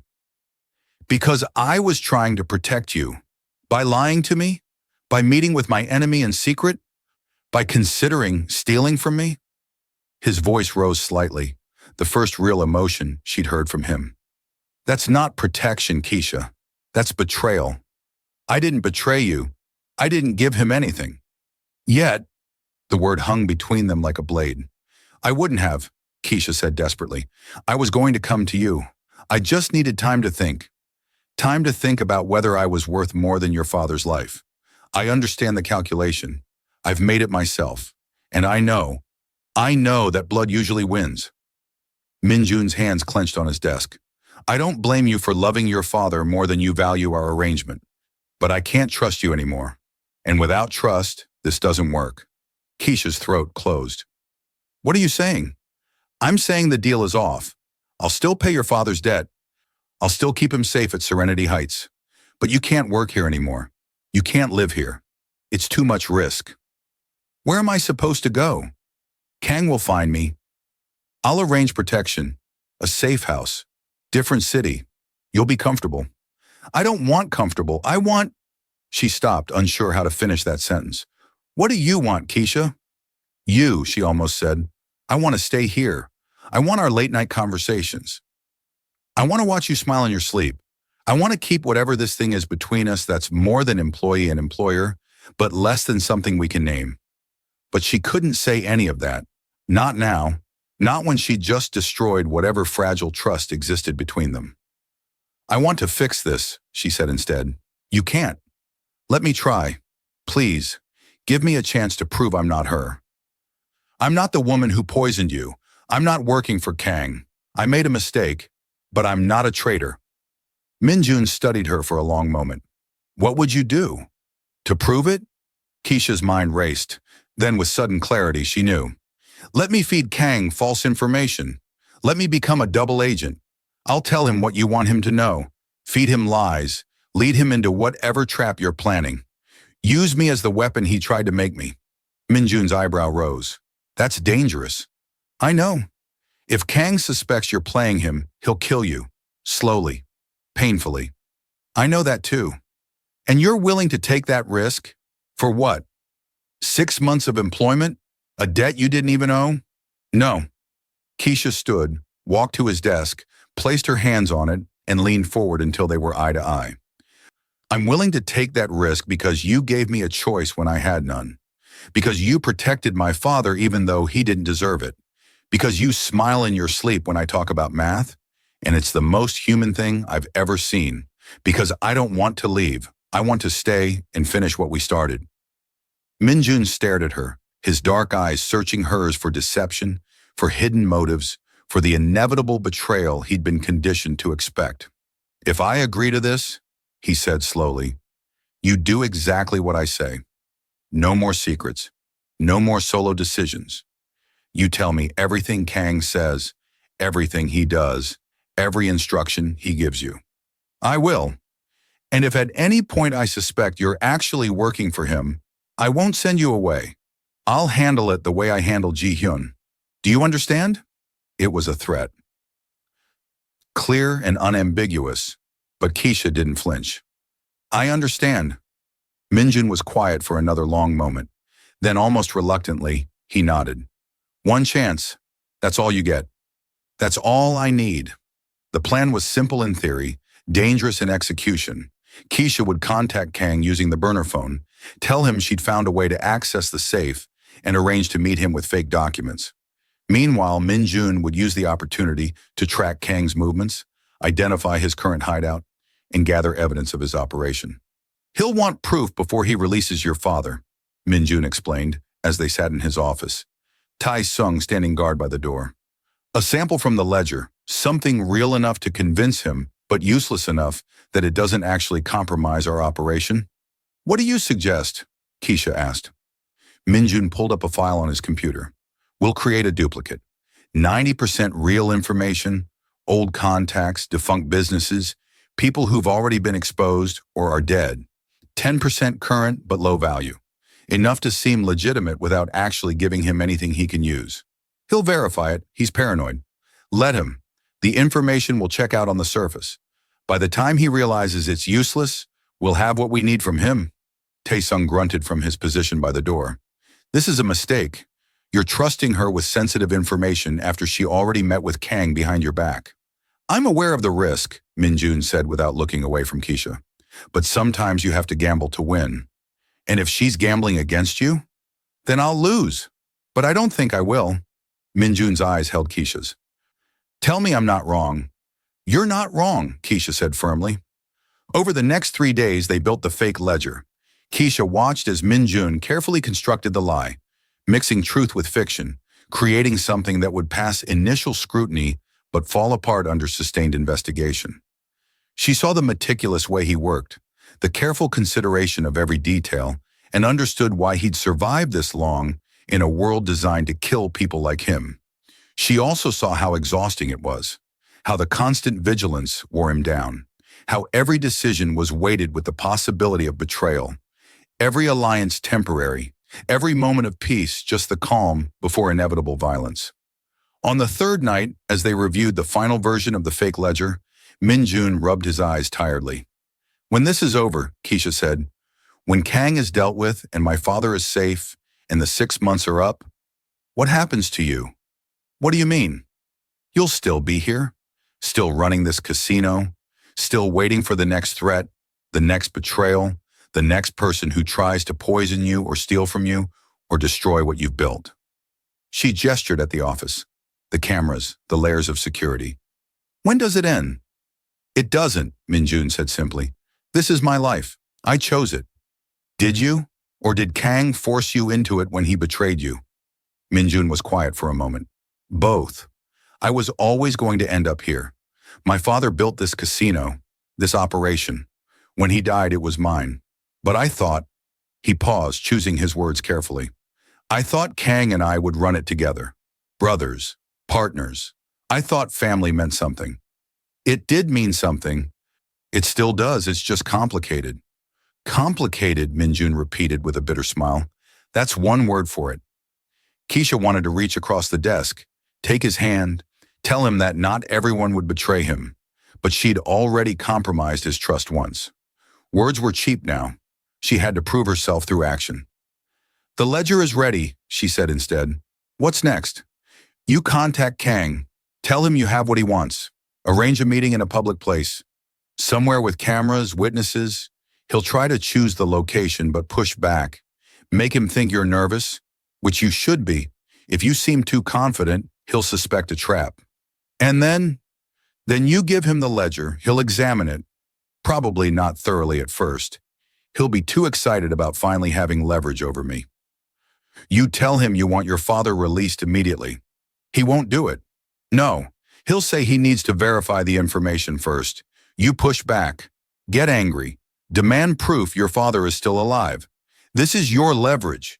You have what he wants, so you can make demands. He needs to believe you're genuinely trying to protect your father. I am genuinely trying to protect my father.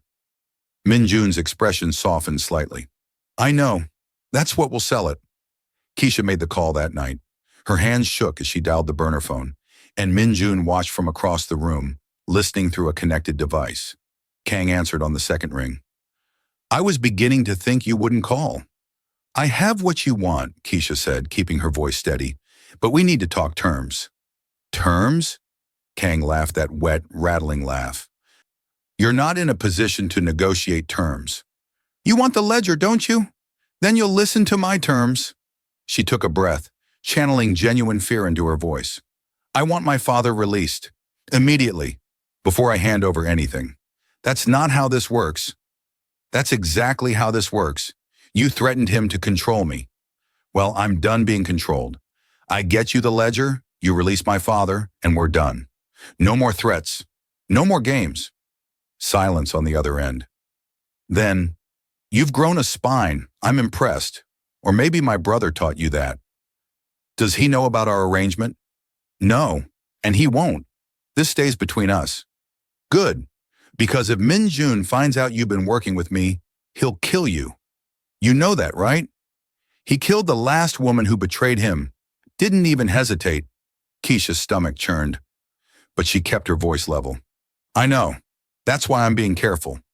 Smart girl. When can you get the ledger? I have it now. Took me 3 days to crack his safe. How? She prepared for this question.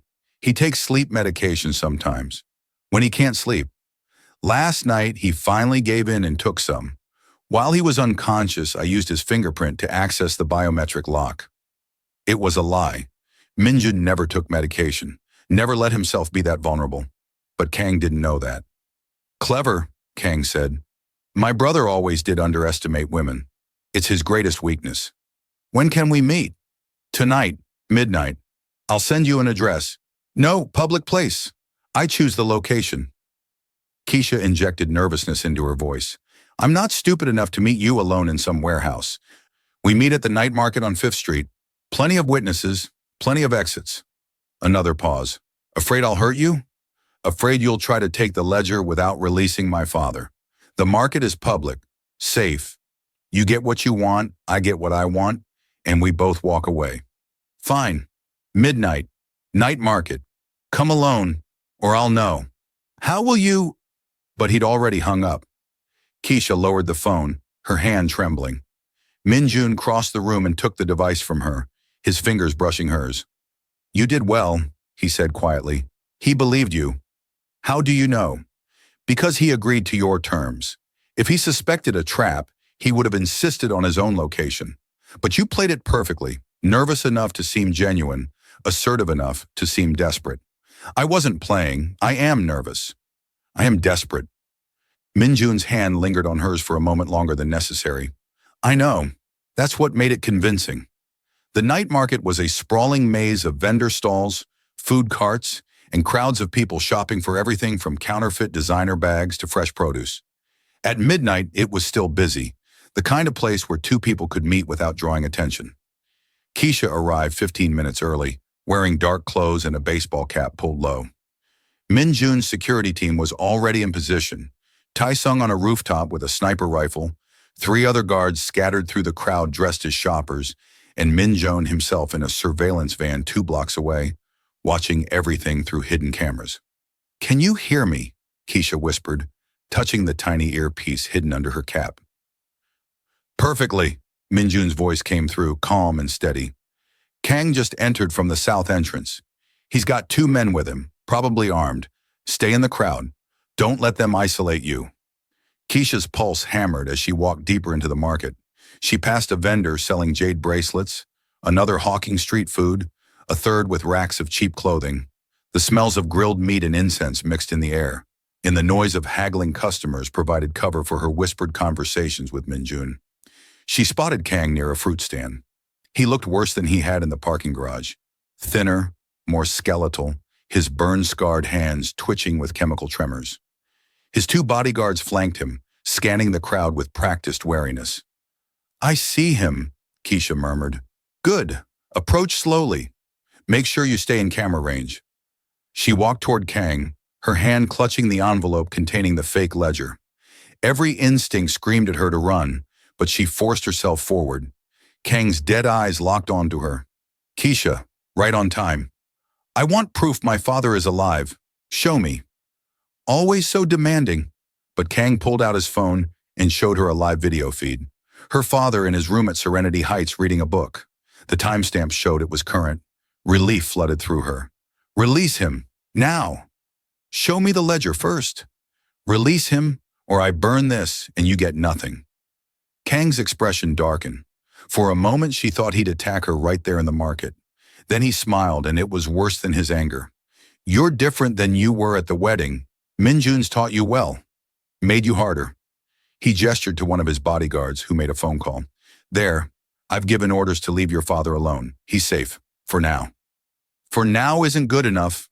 The ledger, now." Keisha handed over the envelope. Kang opened it immediately, his scarred fingers rifling through the pages. His eyes widened as he scanned the contents. Names, dates, transaction records, all carefully crafted to seem legitimate. "This is..." Kang's breath came faster. "This is everything. Every contact, every payment, every dirty secret. With this I can destroy him. Then we're done. Leave my father alone. Leave me alone. This is over." But Kang was barely listening. He was transfixed by the ledger, his mind already racing through the possibilities. "I need to verify some of these names. Make sure they're real. They're real. I watched Minjun access this file myself. He keeps everything in that safe. Still, I'll need a few days to confirm." Kang looked up at her, and his eyes were fever bright. "You've done well, Keisha. Better than I expected. Maybe I should have married you after all. You're exactly the kind of ruthless I appreciate." Disgust rolled through her. "We're done. Don't contact me again." "Oh, we're not done. Not even close." Kang stepped closer, and Keisha fought the urge to back away. "You see, I know you're working with Minjun. I've known since you agreed to meet me in the parking garage." Keisha's blood turned to ice. "What? Did you really think I'd trust you? The woman who ran from our wedding? Who chose my brother over me?" Kang's smile widened. "I knew you'd run to him. Knew he'd convince you to play double agent. This whole thing, the threats, the ledger, the meeting, it was a test. And you failed. You're lying." But even as she said it, Keisha knew he wasn't. "The ledger is fake. I can tell by the paper quality. Wrong weight, wrong texture. Minjun's real ledger is kept on specialty paper. Very specific. This is a clever forgery, but a forgery nonetheless." Kang tucked the envelope into his jacket anyway. "But that's fine, because what I really wanted was confirmation that my brother trusts you enough to let you help him with his schemes, which means he cares about you. And things we care about are things that can be used against us." In her earpiece, Minjun's voice came through, sharp with urgency. "Get out, now! Tae-sung, take the shot if you have it." But Kang moved faster than his skeletal frame suggested possible. He grabbed Keisha's arm and pulled her against him, using her body as a shield. His bodyguards drew guns, pointing them at the crowd. People screamed. Vendors dove behind their stalls. Chaos erupted. "Tell my brother," Kang shouted, knowing Minjun was listening, "that I'll be in touch about the ransom. And this time, the price isn't money, it's everything." Then he dragged Keisha backward, his bodyguards creating a perimeter as they moved toward a waiting van at the edge of the market. Keisha struggled, but Kang's grip was iron despite his frail appearance. Chemical strength enhanced by whatever cocktails he pumped into his veins. "Let me go." "Not a chance. You're worth more to me alive than dead. For now." Kang shoved her into the van. His bodyguards jumped in after, and the vehicle peeled out before anyone could react. Through her earpiece, she heard Minjun shouting orders, heard Tae-sung cursing, heard the sounds of his security team mobilizing, but it was too late. She was in Kang's hands now, exactly where Minjun had feared she'd end up. And as the van sped through the night toward an unknown destination, Keisha realized with sinking certainty that this had always been Kang's real plan. Not to get the ledger, not to destroy Minjun's business, to take the one thing Minjun had let himself care about, her. The warehouse was exactly the kind of place where people disappeared and were never found. Concrete floors, rust-stained walls, a single flickering light bulb hanging from the ceiling. Kang's bodyguard zip-tied Keisha's wrist to a metal chair, then left her alone in the cold darkness. She tested the restraints, tight but not cutting off circulation. The chair was bolted to the floor, no windows, one door, heavily reinforced. Her earpiece was gone. Kang had found it immediately and crushed it under his boot. She was alone. Calculate the odds, her father's voice echoed in her mind. There's always a solution if you can see the pattern. Odds of Minjun finding her? Unknown. He was resourceful, had connections, but Kang had been planning this for weeks. The warehouse could be anywhere. Odds of escape, less than 5%. The restraints were professional grade, the door solid, the guards armed. Odds of survival if she waited for rescue, 70% maybe. Kang wanted her alive to use against Minjun, but that protection only lasted as long as she was useful. Odds of survival if Minjun refused to negotiate, 0%. The door opened. Kang entered, followed by one of his bodyguards carrying a metal case. He set the case on a table and opened it, revealing rows of vials filled with different colored liquids. "Do you know what these are?" Kang asked conversationally, selecting a blue vial and holding it up to the light. Keisha didn't answer. "This one causes paralysis, not the quick kind, slow, progressive. You lose control of your muscles over several hours. First your legs, then your arms, then your lungs.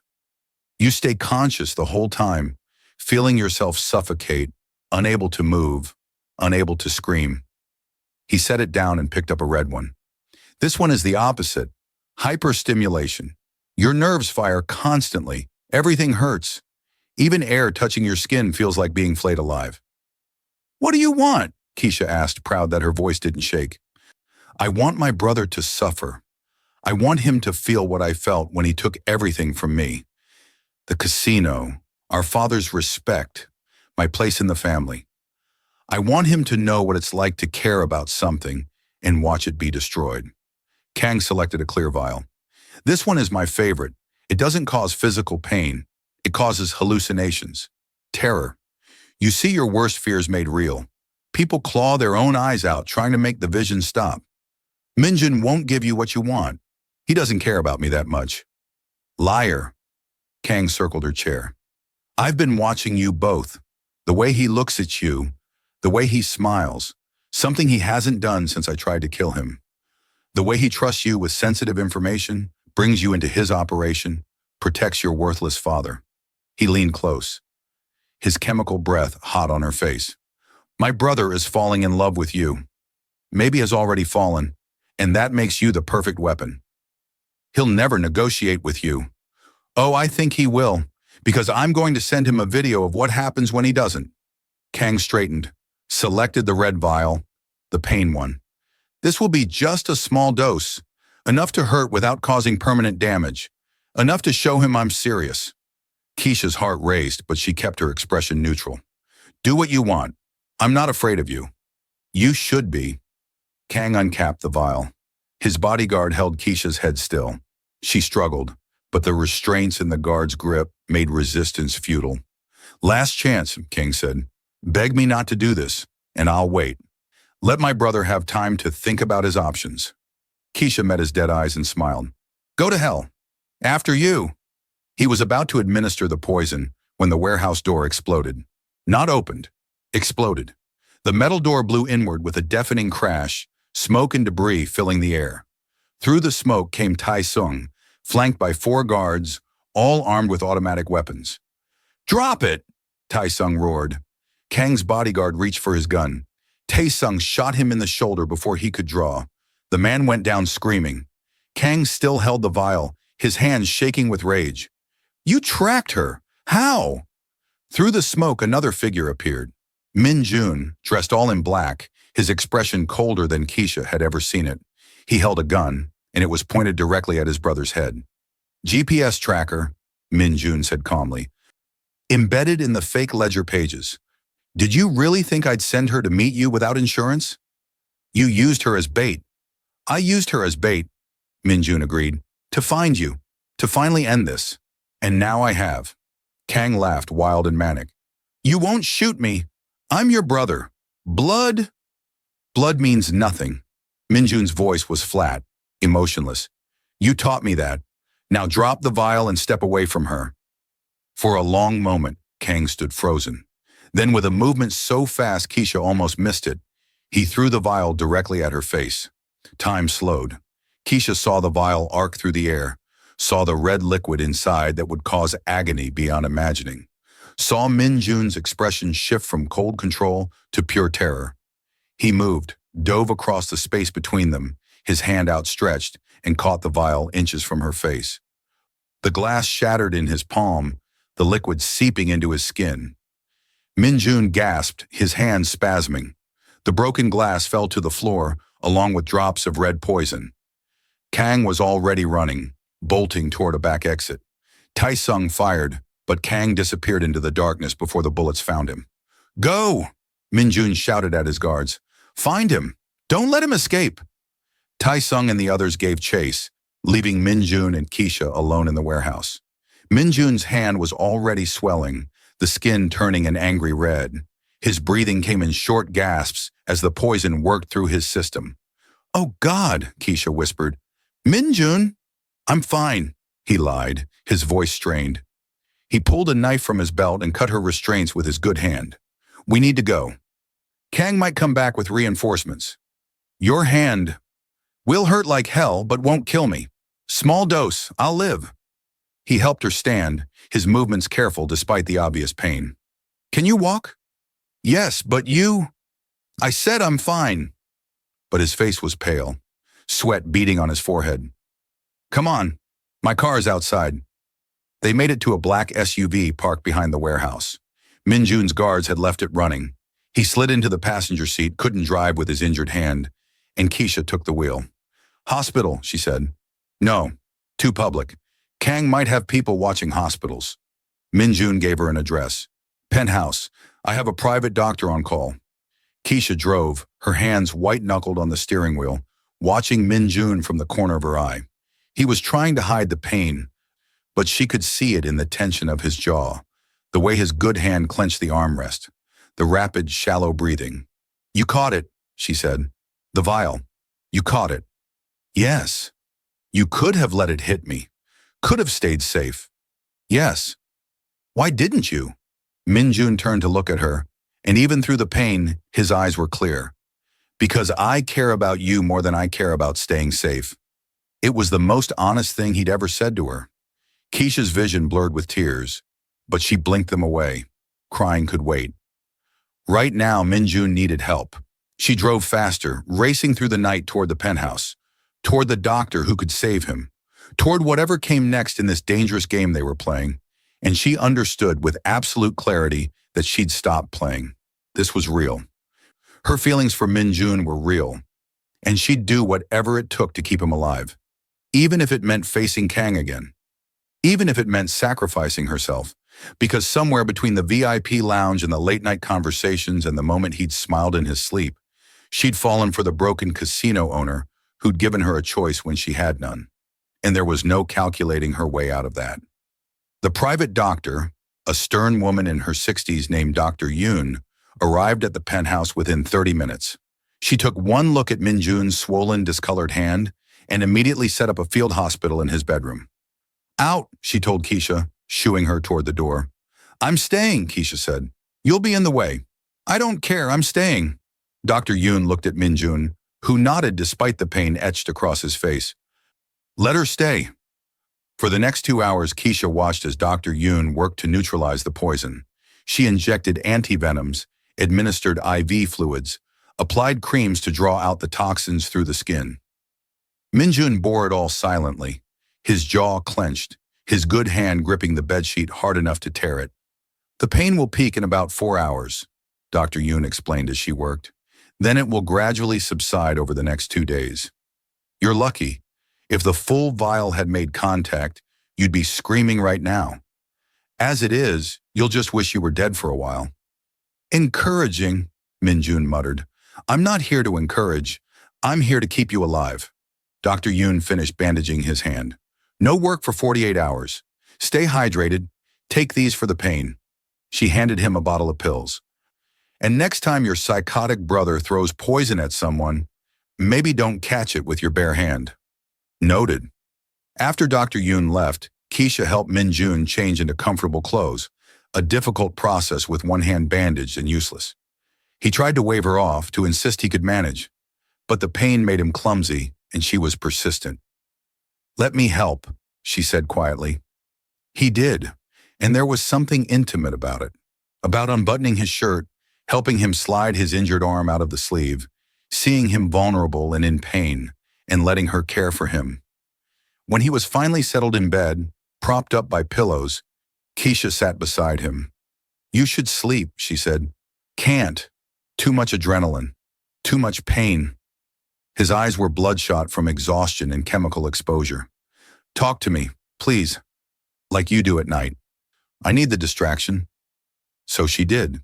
Told him about the Riemann hypothesis, about prime numbers and their mysterious distribution, about how some patterns in mathematics seemed almost divine in their perfection.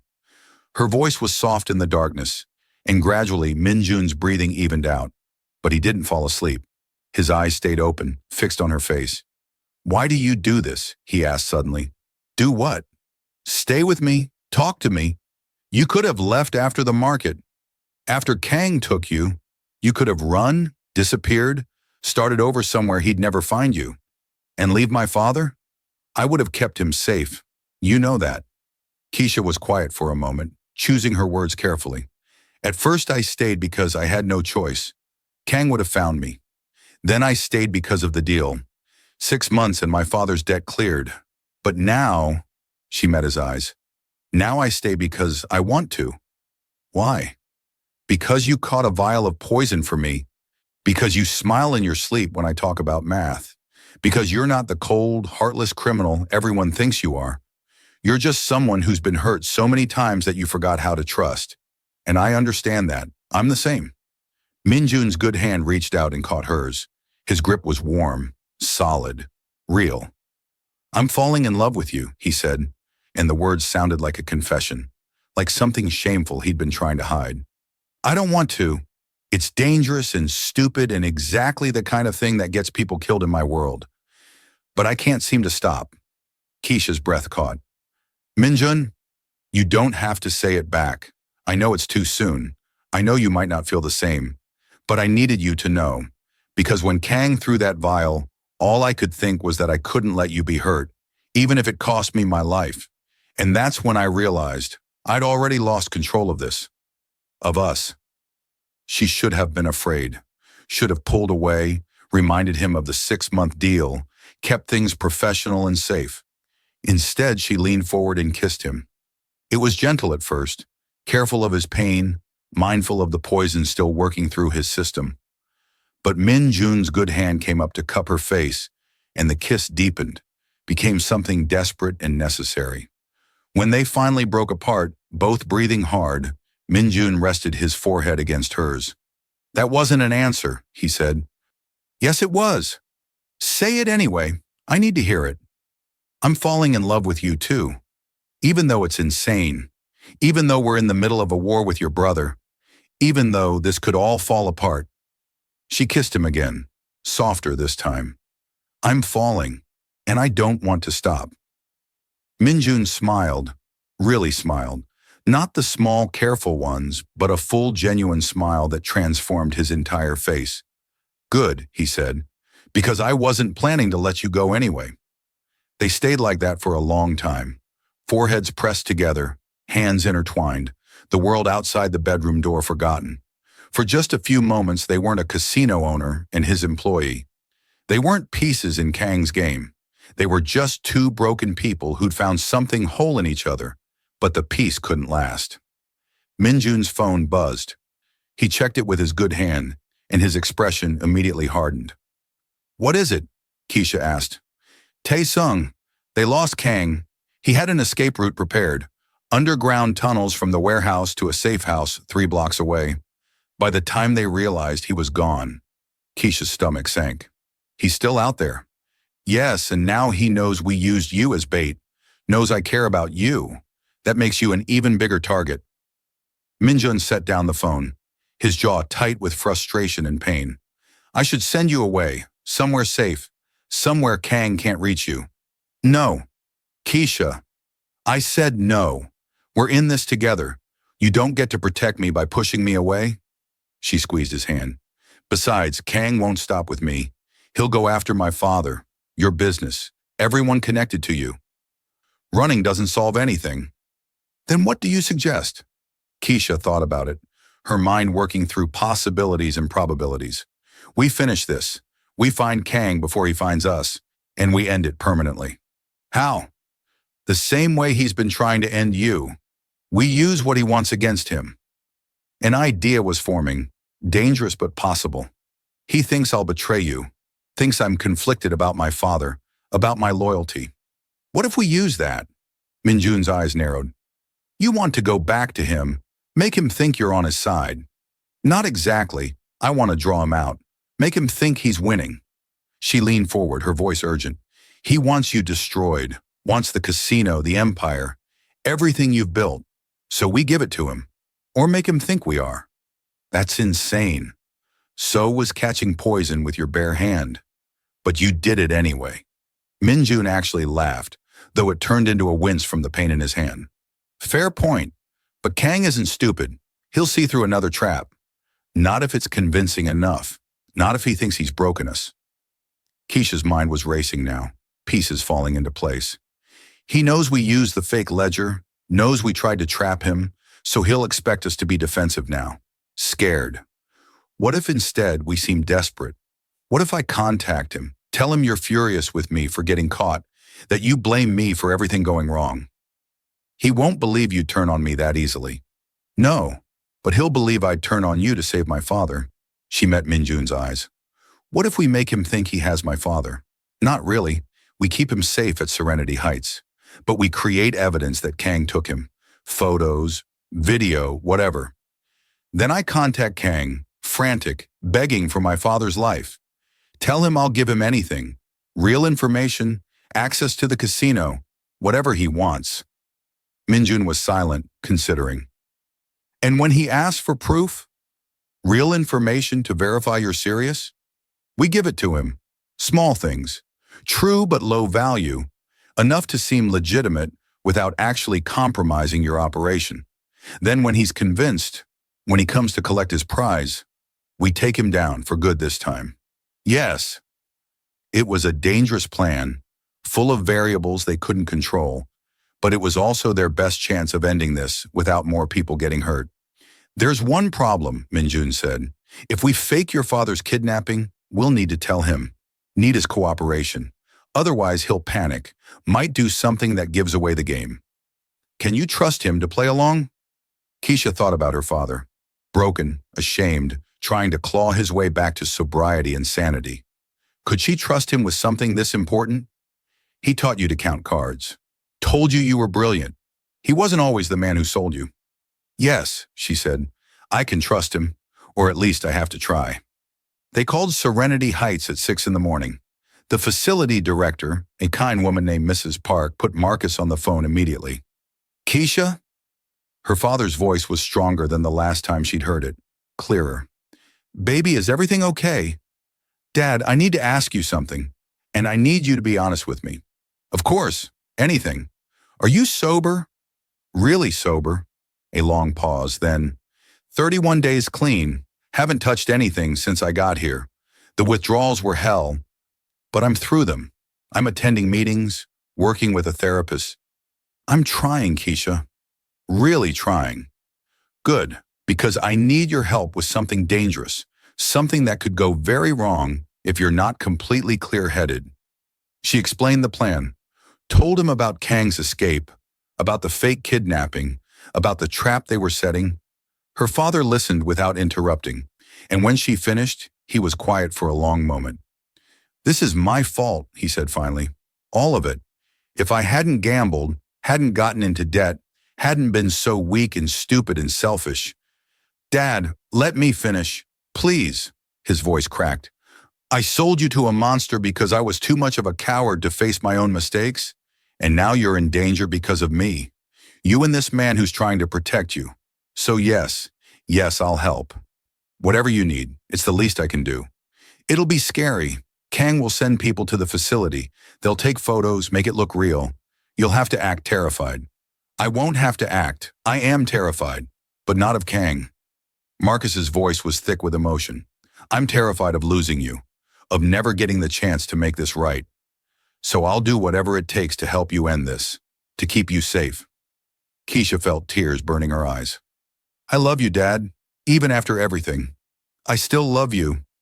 "I love you too, baby girl. Now let's catch this bastard." They spent the next day setting the stage. Tae-sung arranged for actors posing as Kang's men to kidnap Marcus from Serenity Heights. All carefully choreographed and filmed to look real. The facility director was briefed on the plan and agreed to cooperate, filing a false police report about the abduction. Meanwhile, Min Jun's tech team created a trail of digital breadcrumbs, messages, financial transactions, location data, all designed to convince Kang that he'd successfully taken Marcus without Min Jun's knowledge. By nightfall, everything was in place. Keisha sat in Min Jun's office, staring at the burner phone Kang had given her. Her hands shook as she prepared to make the call. Min Jun stood beside her, his injured hand still bandaged but healing. "You don't have to do this. We can find another way." "There is no other way. He won't stop until one of you is dead. This is our best chance to control how that happens." She looked up at him. "I can do this. I have to do this." "I know." He leaned down and kissed her forehead. "But if at any point it feels wrong, if you think he's on to us, I'll abort, I promise." She dialed Kang's number. He answered immediately. "I was wondering when you'd call. You have my father." Keisha let genuine fear color her voice. It wasn't hard. Even knowing Marcus was safe, the thought of Kang near him was terrifying. "Let him go, please." "Why would I do that? He's the perfect leverage. I'll give you anything, just don't hurt him." "Anything?" Kang's voice sharpened with interest. "What about your loyalty to my brother? What about your little romance?" "He blames me for what happened at the warehouse. Says I compromised the operation by getting caught. He doesn't trust me anymore." She injected bitterness into her tone. "He's keeping me prisoner in the penthouse. Won't let me leave. Treats me like I'm the enemy." "And are you? The enemy? I don't know what I am anymore. I just want my father safe. That's all that matters." Silence on the other end. Kang was calculating, weighing her words against his paranoia. "Prove it," he said finally. "Prove you're serious about helping me." "How?" "Tomorrow night. Min Jun has a meeting with a city councilman, someone he's been bribing for years. The meeting is in the private dining room of the Lotus at 10 p.m. I want you to record the conversation, get evidence of the bribery, give me something I can use to destroy him." It was a test. Kang wanted to see if she'd actually betray Min Jun. The problem was, the meeting was real. Min Jun did have a councilman on his payroll, and recording that conversation would give Kang legitimate ammunition. But that was exactly why the plan would work. "I'll do it," Keisha said. "I'll get you the recording, but only if you release my father first." "No, you get me the recording, then I release him. That's the deal." "How do I know you'll keep your word?" "You don't, but it's the only option you have." Keisha let silence stretch as if considering. Then, "Fine, tomorrow night. I'll have the recording for you. But Kang, if you hurt my father before then, I'll burn this whole city down before I let you win." She hung up before he could respond. Min Jun looked at her with something like awe. That was perfect. He believed every word. Because every word was true, except the part about betraying you. She set down the phone. "Now we just need to make sure tomorrow night goes exactly according to plan. The councilman is already briefed. He knows what to say, how to make the conversation sound incriminating while actually being meaningless. We'll give Kang a recording that seems damaging, but can't actually be used against us. And after, when I deliver the recording, that's when Kang will make his move. He'll want to meet you somewhere private, somewhere he controls. That's when we take him. Keisha nodded, her mind already running through scenarios. He'll be careful. After the warehouse, he won't take chances. I know, which is why we're not taking chances either. Minjun pulled up a map on his computer. Wherever he chooses to meet, we'll have people in position, Tai Sung and a full security team. The moment he shows himself, we move. And if something goes wrong, Minjun's expression was grim, then I hope you're as good at improvising as you are at counting cards. The recording device was smaller than Keisha's thumbnail, practically invisible once tucked into the collar of her shirt. She stood in Minjun's office the next evening, watching him test the signal one final time. Perfect audio quality, Tae-sung confirmed from his position at the surveillance desk. We'll hear everything. And you're sure the councilman knows his lines? Keisha asked. He's been on our payroll for 6 years, Minjun said. He knows how to play his part. The conversation will sound incriminating. References to payments, favorable votes, looking the other way on certain permits. But nothing specific enough to actually hold up in court. Kang will think he has gold when really he has fool's gold. And if he has someone analyze the recording, check for inconsistencies, it'll pass basic scrutiny. It's only if he shows it to actual law enforcement that they'd realize it's too vague to prosecute. Minjun adjusted his tie in the mirror. His injured hand was healing well, the bandages reduced to a simple wrap. By then, it won't matter. He'll be dead or in custody. The casual way he said dead should have bothered Keisha more than it did. But she'd seen what Kang was capable of, knew that mercy would only result in more attempts, more violence, more innocent people hurt. Some problems couldn't be negotiated with. They could only be ended. The meeting starts at 10, Minjun said, checking his watch. You'll wait in the hallway outside the dining room. When the councilman arrives, you slip in and hide behind the serving screen. It's positioned so you'll be invisible, but the recording device will capture everything. What if he sees me? He won't. He's nearsighted and too vain to wear glasses. As long as you stay behind the screen, you're safe. Keisha nodded, running through the plan one more time in her head. Record the conversation. Deliver it to Kang. Wait for him to arrange a meeting. Lead him into the trap. Simple in theory, dangerous in practice. Minjun crossed the room and took her hands. If at any point this feels wrong, if your instincts tell you something's off, I know. Abort and get out. I'm serious, Keisha. Kang is unpredictable, paranoid. If he suspects this is a trap, he'll kill me, I know. She squeezed his hands. But he won't suspect. I'm going to give him exactly what he wants. Proof that I betrayed you. That I chose my father over you. It's believable because it's what he would do. That's what worries me. He thinks everyone is as ruthless as he is. But you're not. And that goodness, that humanity, it's what makes you vulnerable. Keisha stood on her toes and kissed him. It's also what makes me not him. I'll be careful. I promise. At 9:55 p.m., Keisha positioned herself in the shadowed alcove outside the private dining room. The hallway was empty. Most of the casino staff focused on the main floor where the real money was being made. She heard Minjun's voice inside the dining room, speaking with someone, probably finalizing details before the councilman arrived. At exactly 10 p.m., Councilman James Park arrived. He was in his 50s, overweight, with the kind of self-satisfied expression that came from years of corruption without consequences. He greeted Minjun warmly, and they settled into chairs near the window. Keisha slipped into the room while their backs were turned, moving silently across the plush carpet to the ornate wooden serving screen in the corner. It was designed to hide waitstaff preparing dishes, all aesthetic and no function in a room that rarely served food, perfect for her purposes. She crouched behind it, pulled out her phone, and activated the recording app. The conversation began immediately. Thank you for meeting on such short notice, Minjun said. Of course. Always happy to discuss our ongoing partnership. The councilman's voice was oily with false friendliness. I trust everything is satisfactory with the recent permits. Very satisfactory. The construction on the East Wing is proceeding ahead of schedule thanks to your assistance with the zoning variances. Well, you know how these things work. A word here, a favor there. Everyone benefits. They continued in this vein for 20 minutes, discussing permits, votes, regulations that had been conveniently overlooked. It all sounded incriminating, especially when the councilman said, "And the usual consideration for my support?"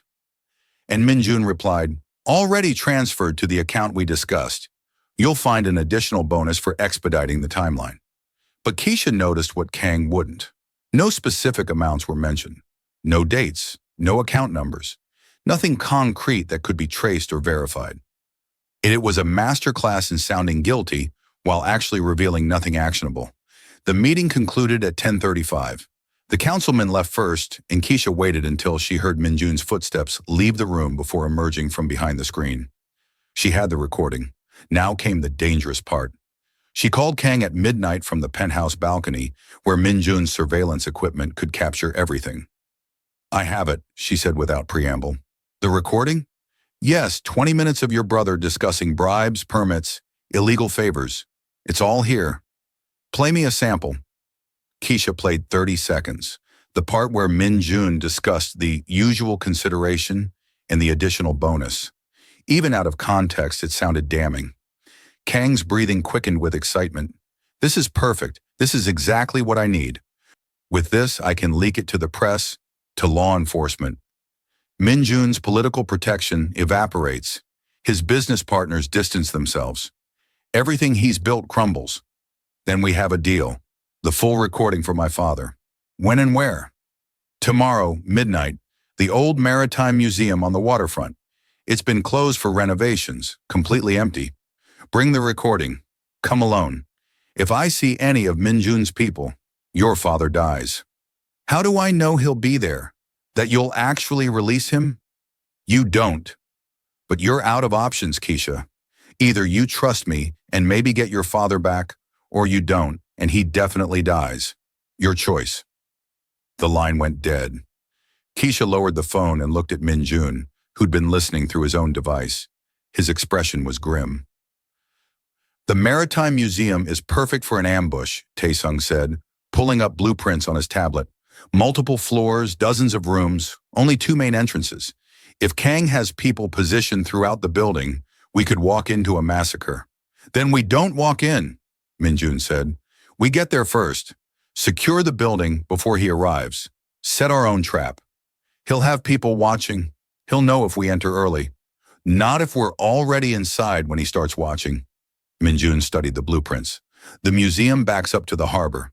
There's a service entrance used for deliveries, underwater access for their aquarium exhibit.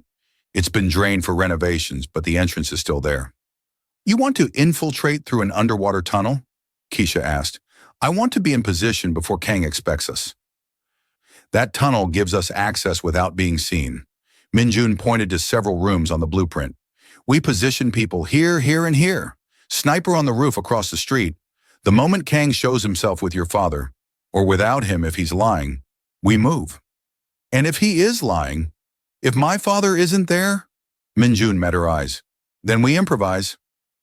The next day passed in a blur of preparation. Keisha watched as Taesung's team assembled gear, weapons, communication devices, night vision equipment. She felt useless, unable to contribute anything except her presence as bait. Minjun found her in the afternoon, staring out the penthouse window at the city below. "Having second thoughts?" he asked. "No, just thinking about all the ways this could go wrong." "That's good. Means you're taking it seriously." He stood beside her, his shoulder brushing hers. "I've been thinking too, about what happens after. After we end this. After Kang is dealt with and your father is safe and the 6 months are up." Minjun turned to face her. "The deal was 6 months of work in exchange for clearing your father's debt. But that was before everything. Before us." Keisha's heart beat faster. "What are you saying?" "I'm saying I don't want you to leave when the 6 months are over. I want you to stay, not as an employee, as—" he hesitated, searching for words, "as my partner, in business, in life, in everything." "Minjun, I know it's complicated. I know my world is dangerous and violent, And most people who enter it don't survive. But you're different. You're strong enough to handle it, smart enough to thrive in it. And he took her hands. I don't want to do this without you, any of it. Keisha felt tears building. You're asking me to stay, permanently. I'm asking you to choose this life. Choose me. I know it's insane. I know you have every reason to run when this is over. But I need you to know, I'll wait.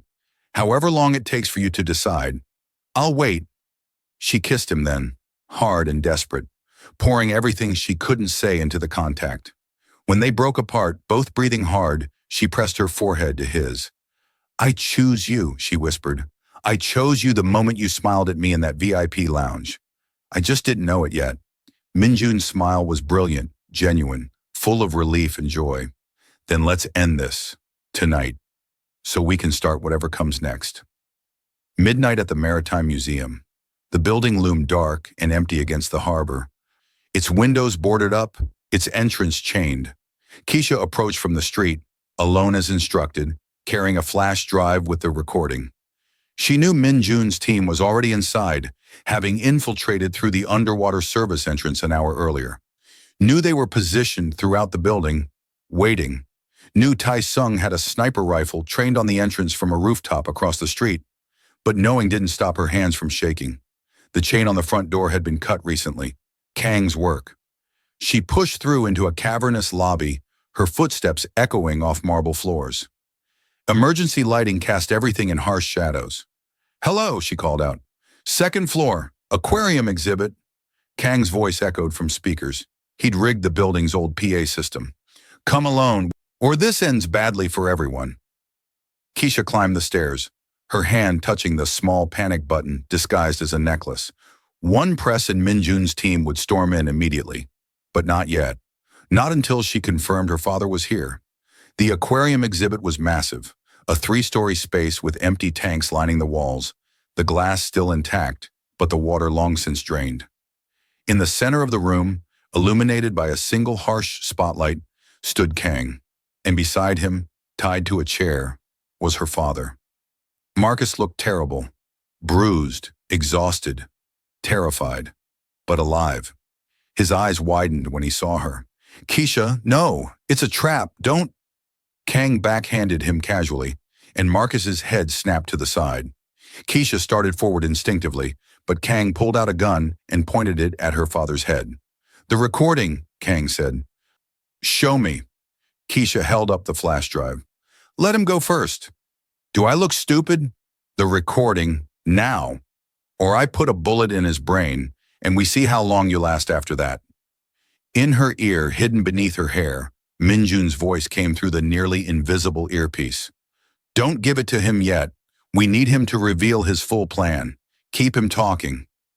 Keisha took a step forward, the flash drive held out.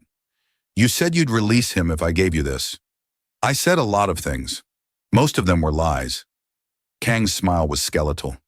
Did you really think I'd let either of you walk away? You humiliated me, ran from our wedding, helped my brother trap me, and your father, he kicked Marcus's chair, nearly toppling it. Your father is the reason I met you in the first place. The perfect piece of bait to lure Minjun out of hiding. This isn't about the recording at all, Keisha realized. You never cared about destroying Minjun's business. Oh, I care. But what I care about more is destroying him. And the best way to do that is to take away everything he loves. His casino, his reputation, his brother's bride who he was stupid enough to fall in love with. Kang's dead eyes fixed on her. Minjun is listening right now, isn't he? Through some hidden device? Watching through cameras his people planted while they thought I wouldn't notice. Keisha's blood ran cold. I've known since yesterday that this was a trap, Kang continued. Knew your father wasn't really kidnapped the first time. Knew the recording was staged. Did you think I'm an idiot? Then why come? Why play along? Because now I have what I really wanted. You.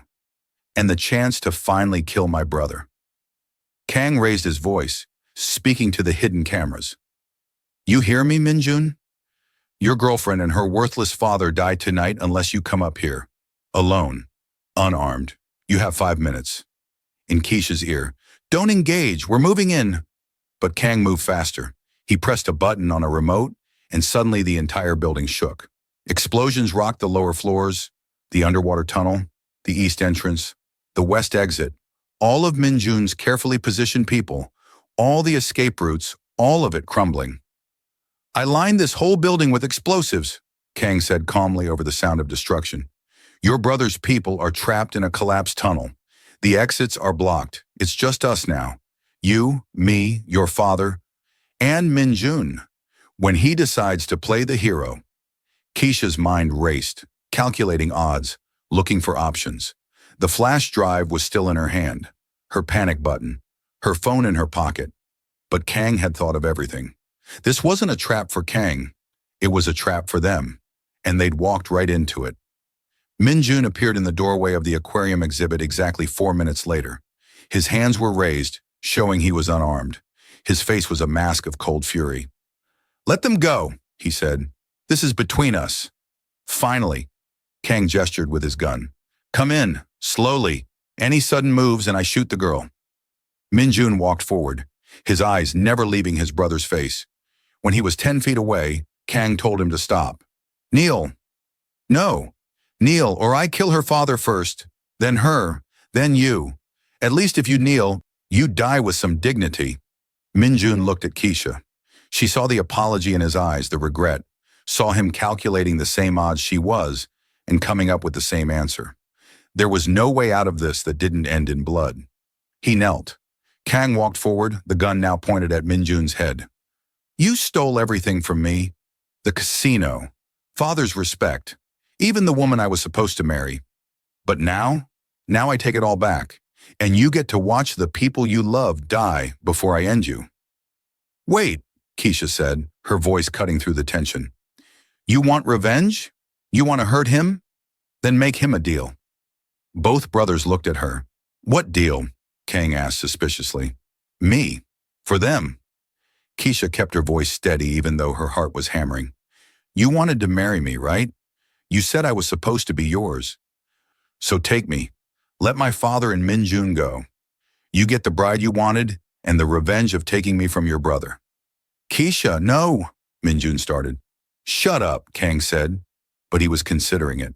She could see the wheels turning in his diseased mind. "Why would you agree to that?" "Because I love my father and I—" She looked at Minjun, let him see the truth in her eyes. "I love Minjun too, enough to sacrifice myself if it means they survive. Isn't that what you wanted? To prove I'd betray him? Well, here's your proof." It was the wrong thing to say. She realized it the moment Kang's expression shifted from consideration to rage. "You love him?" Kang's voice rose to a shriek. "You love my brother? The man who stole everything from me? You were supposed to be mine." He swung the gun toward her, and in that fraction of a second, 3 things happened simultaneously. Minjun lunged forward, throwing himself between Keisha and the gun. Marcus threw his weight sideways, tipping his chair and taking himself out of the line of fire. And Keisha pressed the panic button. The gunshot was deafening in the enclosed space. Minjun took the bullet meant for her, the impact spinning him around. He went down hard, blood spreading across his white shirt. "No!" Keisha screamed, diving for him. Kang laughed, that horrible wet sound, and aimed again. But before he could fire, the remaining windows exploded inward as Tae-sung and the surviving members of the security team rappelled down from the roof. The only entrance Kang hadn't blocked. Kang fired wildly, but Tae-sung was faster. His shot hit Kang in the shoulder, spinning him around. Kang stumbled backward, still laughing, and fell against one of the empty aquarium tanks. The glass, already weakened by the explosions, shattered. Kang fell 3 stories down into the drain tank below, his laughter cutting off with a sickening crunch. Tae-sung rushed to the edge and looked down. Then he lowered his gun and nodded grimly. Kang was dead, but Keisha didn't care about Kang. She was on her knees beside Minjun, her hands pressing against the wound in his chest, trying to stop the bleeding. "Don't you dare," she sobbed. "Don't you dare die on me. Not after everything. Not now." Minjun's eyes were open, but glassy with pain. "Did you mean it? That you love me?" "Of course I meant it, you idiot. Now stop talking and save your strength." Good. He smiled, that beautiful, devastating smile. That's good. Then his eyes closed and Keisha screamed for help. The next 6 hours were the longest of Keisha's life. Dr. Yoon arrived with a full medical team, setting up an emergency surgery in the museum itself. Moving Min-jun was too dangerous. Keisha sat outside the makeshift operating room, blood on her hands, her father beside her, with his arms around her shoulders. He'll make it, Marcus said quietly. He's strong. He'll make it. You don't know that. No, but I believe it. And right now, that's all we have. Taesung paced nearby, his phone constantly ringing as he coordinated cleanup, arranged for the bodies to be dealt with, called in favors to keep police away from the scene. The Korean underground had its own rules, its own justice. This wouldn't make the news. When Dr. Yoon finally emerged, her scrubs soaked with blood, Keisha couldn't breathe. He's alive, Dr. Yoon said, and Keisha's legs nearly gave out. The bullet missed his heart by 2 centimeters, collapsed one lung, but we've stabilized him. He'll need real hospital care soon, but he'll survive. Can I see him? 5 minutes. He's unconscious but stable. Keisha went in alone. Min-jun looked pale against the white sheets, tubes and monitors attached to him, but his chest was rising and falling steadily. She took his hand, the one that had caught poison for her, and held it gently. You caught a bullet for me too, she whispered. You're making a habit of this, saving me when you should save yourself. His fingers twitched in hers. His eyes fluttered but didn't open. I meant what I said, Keisha continued. I love you. I choose you. I choose this life, this world, all of it, as long as we're together. She kissed his knuckles. So you need to wake up, because we have a future to build and I can't do it without you. She stayed there holding his hand, talking softly about probabilities and card counts and all the mathematical certainties that made the world make sense, until Dr. Yoon came to take him to a real hospital. And for the first time in weeks, Keisha let herself believe that maybe, just maybe, they'd actually won. 3 months later, Keisha stood in the VIP lounge of the Lotus, looking at the 2 thrones. Min-jun sat in his, fully healed, his smile no longer rare, but something she saw multiple times a day. The bullet-holed throne beside him had been removed and replaced with a new one, her throne. You're staring, Min-jun observed. I'm thinking. About what? About how I ended up here, running from a wedding, betting money I didn't have, falling in love with a casino owner who never smiled. I smile now. You do. She sat down beside him, their hands intertwining naturally. Because of me. Because of you, he agreed. Her father was 6 months sober, working at the casino as a consultant, his card-counting skills put to legitimate use. The debt was cleared. Kang was dead, and Keisha had a ring on her finger that Min-jun had given her exactly 1 month after he'd recovered from surgery. Ready? He asked. For what? Ji-won spotted a new counter. Blackjack table 12. Want to go catch them together? Keisha smiled. Always. They stood, hands still linked, and walked onto the casino floor together. Equal partners in everything. And as they moved through the controlled chaos of the Lotus, the casino that had been her prison and her salvation, the place where she'd lost everything and gained something better, Keisha thought about odds. The odds of surviving that wedding day, 8%. The odds of falling in love with Min-jun, impossible to calculate. The odds of happiness, for the first time in her life, better than even. The house didn't always win. Sometimes, against all odds, love did. The end.